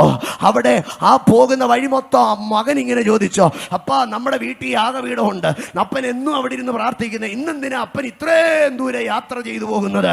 അപ്പോ ഒക്കെ അബ്രാം മോന്റെ അടുക്ക പറഞ്ഞു, എടാ, കരുതുന്ന ദൈവത്തിന്റെ കരുതൽ അറിയണമെങ്കിൽ വീട്ടിൽ ഇരുന്ന് പാട്ടുപാടിയാ പോരാ, പകരം ദൈവം നിശ്ചയിച്ച സ്ഥലത്ത് പോയി ആരാധിക്കണം. ആമേ. അവിടെ നിന്ന് ഇറങ്ങി വരുമ്പോ അബ്രാം വിളിച്ചു പറഞ്ഞു, എന്റെ ദൈവം എന്നോടൊരു വാഗ്ദത്തം ചെയ്തു, എന്റെ പിതാക്കന്മാരുടെ എന്റെ ദൈവ തലമുറയായി എന്റെ സന്തതികളെ അനുഗ്രഹിക്കുമെന്ന് വാഗ്ദത്തം ചെയ്തു. ഇസഹാക്കിൽ സകല ജാതികളും അനുഗ്രഹിക്കപ്പെടും. ആ പാരമ്പര്യം അറിയാവുന്ന മോശ പറഞ്ഞു, 3 ദിവസം പോയിട്ടേ ഞങ്ങൾ ആരാധിക്കത്തുള്ളൂ. അവിടെയാണ് ദൈവത്തിന്റെ ഉടമ്പടി കാണുന്നത്. 3 ദിവസത്തേക്ക് പുറപ്പെട്ട മോശ 3 മാസം കഴിഞ്ഞപ്പോഴാ സീനായ് പർവ്വതത്തിന്റെ അടിവാരത്തിലെത്തിയത്. ഇന്ന് രാത്രി എന്നെ കേൾക്കുന്ന ദൈവവൈതലേ, ആരാധിപ്പാൻ തക്കവണ്ണം ഒന്ന് പുറപ്പെടാൻ എത്ര പേർക്ക് മനസ്സിനകത്ത് ഒരു താല്പര്യമുണ്ട്? നിൽക്കുന്നിടത്ത് നിന്ന് ആരാധിക്കാനല്ല, നിൽക്കുന്നിടത്ത് നിന്നുള്ള പോലെ കൈകൊട്ടി പാട്ടുപാടി കാര്യം കഴിഞ്ഞിട്ട് പോകാനല്ല, എൻ്റെ കർത്താവിനെ ആത്മാവിലും സത്യത്തിനും ആരാധിക്കാൻ, വിടേണ്ടതിനെ വിടാൻ, കൊടുക്കേണ്ട വിലയെ കൊടുക്കാൻ, സഹിക്കേണ്ടതിനെ സഹിക്കാൻ, അപമാനത്തെ അലക്ഷ്യമായി എണ്ണാൻ പുറപ്പെടാൻ എത്ര പേർക്ക് താല്പര്യമുണ്ട്? ഇന്ന് രാത്രികാല ആ തീരുമാനത്തിന്റെ മുമ്പാകെ ദൈവത്തിന്റെ പ്രവർത്തികൾ വരും. ഇന്ന് രാത്രി എന്നെ കേൾക്കുന്ന എൻ്റെ സഹോദരങ്ങളെ, ഞാനൊരു കാര്യം നിങ്ങളോട് പറയാം. ദൈവം നിങ്ങൾക്ക് നൽകുന്ന വിടുതലുകളൊക്കെയോ ഒരു പുറപ്പാടിന് വേണ്ടിയാണ്. അപ്പോസ്തല പ്രവർത്തികളുടെ പുസ്തകം 12-ാം അധ്യായം ആരംഭിക്കുന്നത്, യാക്കോബിനെ കൊന്നത് യഹൂദന്മാർക്ക് പ്രസാദമായതുകൊണ്ട് ഹെരോദ അഗ്രിപ്പ 1 പത്രോസിനെയും കൊല്ലുവാൻ തക്കവണ്ണം കാരാഗ്രഹത്തിൽ അടച്ചിരിക്കുകയാണ്. കാരാഗ്രഹത്തിൽ അടച്ചിരുന്ന ആ രാത്രിയിൽ, സ്തോത്രം, പിറ്റേന്ന് തന്നെ കൊന്നുകളയേണ്ട ദിവസത്തിന്റെ തലേ രാത്രിയിൽ ചേവകരുടെ നടുവിൽ ബന്ധിക്കപ്പെട്ടവനായി കിടന്നുറങ്ങിയ പത്രോസിന്റെ അടുക്കൽ ഒരു ദൂതൻ കയറി ചെന്നിട്ട് പത്രോസിനെ കാരാഗ്രഹത്തിൽ നിന്ന് തട്ടി ഉണർത്തി അരമുറിക്ക് ചെരുപ്പിടി വീഴ്ചിപ്പിച്ച് തന്നെ കാരാഗ്രഹവാതിലുകൾക്കപ്പുറം കൊണ്ടുപോയി, തന്നെ ഇരുമ്പുവാതിലിനപ്പുറം കൊണ്ടുപോയി പട്ടണവാതിലിൻ്റെ നടുക്ക് കൊണ്ടുപോയി നിർത്തി. അവിടെ നിന്ന് താൻ മർക്കോസിൻ്റെ വീട്ടിൽ പോയി. അവിടെ പോയി സഭയുടെ അടുക്കലൊക്കെ പാട്ടുപാടി സ്തോത്രം പറഞ്ഞ് സാക്ഷി പറഞ്ഞു. അത് കഴിഞ്ഞ ഉടനെ ദൈവത്തിൻ്റെ ആത്മാവ് തന്നോട് പറഞ്ഞു, എടാ, ഞാൻ നിന്നെ കാരാഗ്രഹത്തിൽ നിന്ന് പുറത്തു കൊണ്ടുവന്നതേ ഇവിടെ സഭയെ വന്ന് സാക്ഷ്യം പറഞ്ഞ് പാട്ടും പാടി ഇരിക്കാനല്ല, പകരം നിന്നെക്കുറിച്ച് എനിക്കൊരു ഉദ്ദേശമുണ്ട്. എന്താണ് ഉദ്ദേശമെന്നറിയാമോ? ഇനി നീ യഹൂദയെ കാലുകുത്തി പോകരുത്. പത്രോസിൻ്റെ അടുക്ക ദൈവം ഇതിനു മുമ്പേ പറഞ്ഞതാ. ഒരു ദിവസം വിശപ്പുള്ള സമയത്ത് എല്ലാവരും പാചകം ചെയ്യാൻ കയറുന്ന ആ സമയത്ത് വെൺമാടത്തിൽ കയറി പ്രാർത്ഥിച്ചു കൊണ്ടിരുന്നപ്പോൾ പെട്ടെന്നൊരു വിവശതയുണ്ടായി. സ്വർഗത്തിൽ നിന്നൊരു തുപ്പട്ടി ഇറങ്ങി. അതിനകത്തു നിന്ന് അതിനന്തരമായി ദൈവ സ്തോത്ര താൻ ഇത്താലിക്ക് കടന്നു പോകുവാനോ താൻ യഹൂദന്റെ അതിരുകളെ വിട്ടിട്ട് സുവിശേഷത്തിന്റെ അടുത്ത വയലുകളിലേക്ക് ഇറങ്ങുവാൻ പറഞ്ഞതാണ്. പക്ഷെ പത്രോസിന് താല്പര്യമില്ല. അങ്ങനെ ഇരിക്കുകയാണ്. സ്തോത്ര, ദൈവം കാരാഗ്രഹത്തിൽ കയറ്റി കാരാഗ്രഹത്തിൽ വെച്ചൊരു എൻകൗണ്ടർ കൊടുത്തിട്ട് പത്രോസിനെ പുറത്തിറക്കുകയാ. ഇന്ന് രാത്രി എന്നെ കേൾക്കുന്ന ദൈവപൈതലേ, നിന്റെ പുറപ്പാടിന് വേണ്ടി ദൈവം ആദ്യം ഇങ്ങനെ സുവിശേഷ പ്രസംഗമൊക്കെ നടത്തി, ക്രൂസൈഡൊക്കെ നടത്തി, യൂട്യൂബിൽ ഇങ്ങനെ ഇയർഫോണിൽ കൂടെ ഒക്കെ വളരെ മൈക്ക് സിസ്റ്റത്തിൽ കൂടെ, യമഹയുടെ സ്പീക്കറിൽ, ഹാങ്ങിങ് സിസ്റ്റത്തിൽ, ക്ലസ്റ്ററിലൊക്കെ മ്യൂസിക്കിന്റെ അകമ്പടിയോടുകൂടെ കർത്താവ് പറയും പുറപ്പെടാൻ പറയുക, ദർശനം തരിക. ഇതൊന്നും കണ്ട് നീ പുറപ്പെട്ടില്ലെങ്കിൽ കാരാഗ്രഹത്തിന്റെ ഒരു വഴിയിൽ കൂടെ ദൈവം നിന്നെ പുറപ്പെടുവിക്കാം. ഇന്ന് രാത്രി പുറപ്പാട് ദൈവത്തിന്റെ നിയോഗമാണെങ്കിൽ ആ പാതയിൽ കൂടെ ദൈവം കൊണ്ടുപോകാം. അങ്ങനെ ദൈവം പത്രോസിനെ കാരാഗ്രഹത്തിൽ നിന്ന് പുറത്തിറക്കി 12-ാം അധ്യായത്തിലേക്ക് കടന്നു വരുമ്പോൾ അതിന്റെ 19-ാം വാക്യത്തിൽ ഇങ്ങനെയാണ് നമുക്ക് കാണുവാൻ കഴിയുന്നത്. ഹെരോദാവ് അവനെ അന്വേഷിച്ചിട്ട് കാണായികയാൽ കാവൽക്കാരെ വിസ്തരിച്ചോ, അവരെ കൊല്ലുവാൻ കൽപ്പിച്ചോ. അടുത്ത ഭാഗം, പിന്നെ അവൻ യഹൂദ്യ വിട്ടു കൈസരിയയിലേക്ക് പോയി. എന്തിനാ പത്രോസിനെ കർത്താവ് കാരാഗ്രഹത്തിൽ നിന്ന് പുറപ്പെടുവിച്ചത്? യഹൂദ്യയിലെ പള്ളി പോയിരുന്ന് പാട്ടുപാടാനാണോ? അല്ല, കൈസരിയയിലേക്ക് പോകാൻ. ഇന്ന് രാത്രി എന്നെ കേൾക്കുന്ന എൻ്റെ കുഞ്ഞുങ്ങൾ, യൗവനക്കാരോടൊക്കെ ഞാൻ പറയട്ടെ, കർത്താവ് നിങ്ങൾക്ക് നന്മ തരുന്നത് നിങ്ങളുടെ വിദ്യാഭ്യാസത്തിൽ, നിങ്ങളുടെ ബാല്യത്തിൽ, നിങ്ങളുടെ കൗമാരത്തിൽ, യൗവനത്തിൽ ദൈവം നിങ്ങൾക്ക് ഓരോ ബന്ധനങ്ങളിൽ നിന്ന് വിടുതൽ നൽകുന്നത്, ഓരോ പരീക്ഷകളിൽ പാസ്സാക്കുന്നത്, ഓരോ പ്രശ്നങ്ങളിൽ നിങ്ങളെ പുറത്തു കൊണ്ടുവരുന്നത് നിങ്ങൾ യഹൂദ്യയിലിരുന്ന് പാട്ടുപാടി ഒതുങ്ങാനല്ല, ഒരു കൈസരിയയിലേക്ക് പോകാനാ, ഒരു സുവിശേഷത്തിൻ്റെ വയലിലേക്ക് ഇറങ്ങാനാ. ദൈവത്തെ അറിഞ്ഞിട്ടില്ലാത്ത ഒരു കൂട്ടർ കൈസരിയയിലുണ്ട്. റോമന്റെ ആധിപത്യത്തിൽ കിടക്കുന്നവർ, പിശാചിന്റെ അധികാരത്തിൽ കിടക്കുന്നവർ, ജാതികളെന്ന് യഹൂദന്മാർ തള്ളിക്കളഞ്ഞുകൊണ്ട് ഒരിക്കലും ന്യായപ്രമാണം കൊണ്ട് അകത്ത് വരുത്തത്തിൽ എന്ന് പറഞ്ഞിരിക്കുന്നവർ, അവരെ കൃപ കൊണ്ട് പിടിച്ചെടുക്കുവാൻ തക്കവണ്ണം സുവിശേഷത്തിൻ്റെ വയലിലേക്ക് ഇറങ്ങുവാനാണ് ദൈവം നിന്നെ കാരാഗ്രഹത്തിൽ നിന്ന് പുറപ്പെടുവിച്ചത്. ഇന്ന് രാത്രി വിടിയിരിക്കുന്ന ഓരോ ദൈവമക്കളുടെ അടുക്കൽ ഞാൻ ചോദിക്കട്ടെ, കാരാഗ്രഹത്തിൽ നിന്ന് പുറപ്പെട്ട ഒരു ചരിത്രമുണ്ടോ? അങ്ങനെയെങ്കിൽ കൈസരിയയിലേക്ക് പോകാൻ ഒരു നിയോഗമുണ്ട്. ജീസസ്, ഒരു സുവിശേഷത്തിൻ്റെ നിയോഗം നിങ്ങളുടെ മേലുണ്ട്. ഞാൻ അവസാനിപ്പിക്കട്ടെ. യേശു ശിഷ്യന്മാരുടെ അടുക്ക പറഞ്ഞു, നിങ്ങൾ പോയി എനിക്ക് വേണ്ടി, അല്ല നമുക്ക് വേണ്ടി ഒരു സ്ഥലം ഒരുക്കണം. ഇത് യേശു പറഞ്ഞു. എന്നാൽ യോഹന്നാൻ്റെ സുവിശേഷം 14-ാം അധ്യായത്തിലേക്ക് കടന്നു വരുമ്പോൾ യേശു തിരിച്ചാ പറഞ്ഞത്. യോഹന്നാൻ്റെ സുവിശേഷം 14-ാം അധ്യായം 1-ാം വാക്യത്തിൽ പറഞ്ഞു, നിങ്ങളുടെ ഹൃദയം കലങ്ങിപ്പോകരുത്, ദൈവത്തിൽ വിശ്വസിപ്പീൻ, എന്നിലും വിശ്വസിപ്പീൻ. 3-ാം വാക്യം വായിച്ചോട്ടെ. ഞാൻ പോകും, നിങ്ങൾക്ക് സ്ഥലം ഒരുക്കിയാൽ. ഞാൻ പോകും. ആദ്യം പറഞ്ഞ എന്താ? നിങ്ങൾ പോകണോ? ഇപ്പൊ പറയാ, ഞാൻ പോകാം. ഞാൻ പോയി നിങ്ങൾക്ക് സ്ഥലം ഒരുക്കിയാൽ. നിങ്ങൾക്ക് സ്ഥലം ഒരുക്കും. ഞാൻ പോയി നിങ്ങൾക്ക് സ്ഥലം ഒരുക്കും. യേശു പറഞ്ഞു, ഞാൻ പോകും, നിങ്ങൾക്ക് സ്ഥലം ഒരുക്കും. ഇത് എപ്പോഴാണ് നിവർത്തിയായത്? അപ്പോസ്തല പ്രവർത്തികളുടെ പുസ്തകം 1-ാം അധ്യായത്തിൽ ഒലിവുമലയിലേക്ക് യേശുവും ശിഷ്യന്മാരും കയറി ചെന്നു. വാഗ്ദത്തങ്ങളെ പറഞ്ഞ അനന്തരമായി ശിഷ്യന്മാർ നോക്കി നിൽക്കെ ഒരു മേഘം അവനെ മൂടിയിട്ട് അവരുടെ കാഴ്ചയ്ക്ക് അവൻ മറഞ്ഞു. അവൻ ആകാശത്തിലേക്ക് പറന്നുയർന്നു.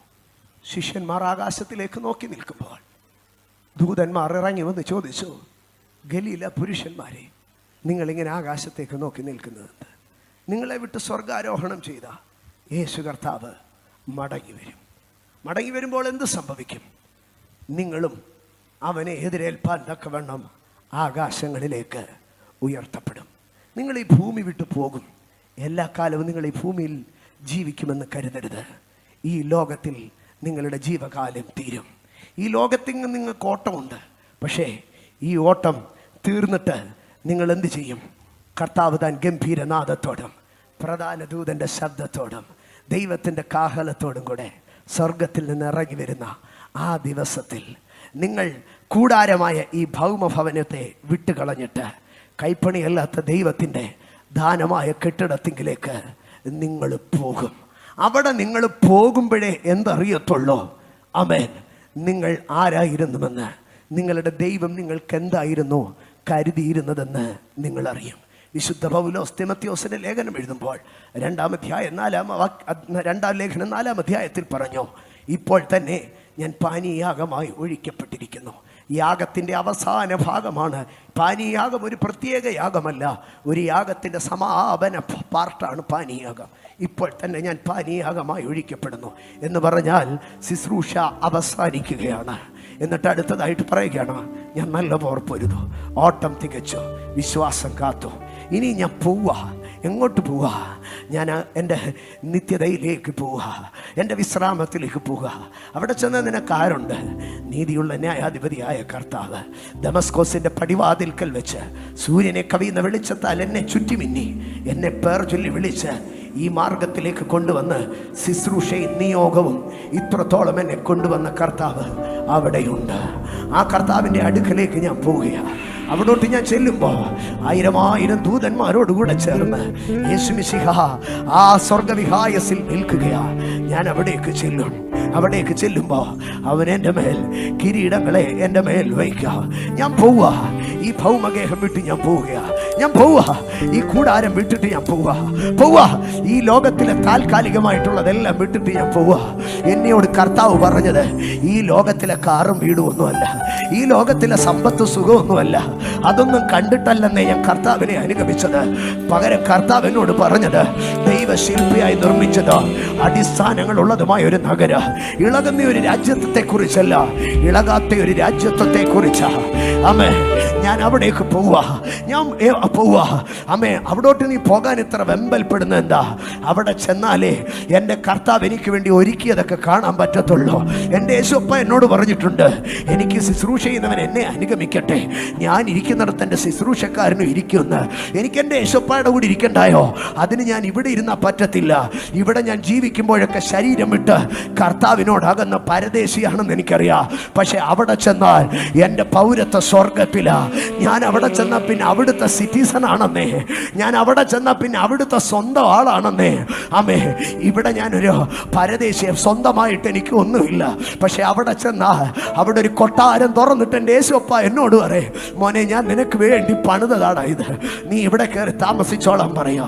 പൗലോസും പത്രോസും യോഹന്നാനോ അബ്രഹാം പിതാവും വിശുദ്ധന്മാരും മുഴുവനോ നിരന്ന് നിൽക്കുന്ന ആ സ്വർഗവിഹായസിൽ ഞാനും അവരുടെ കൂട്ടത്തിൽ ഇങ്ങനെ ഒരു എളിയവനായി അവരോട് കൂടെ ചേർന്ന് നിന്ന് എൻ്റെ യേശുപ്പ എൻ്റെ സ്വന്തമാണെന്ന് പറയുക. ആ ദിവസത്തിലേക്കാണ് എൻ്റെ പ്രതീക്ഷ.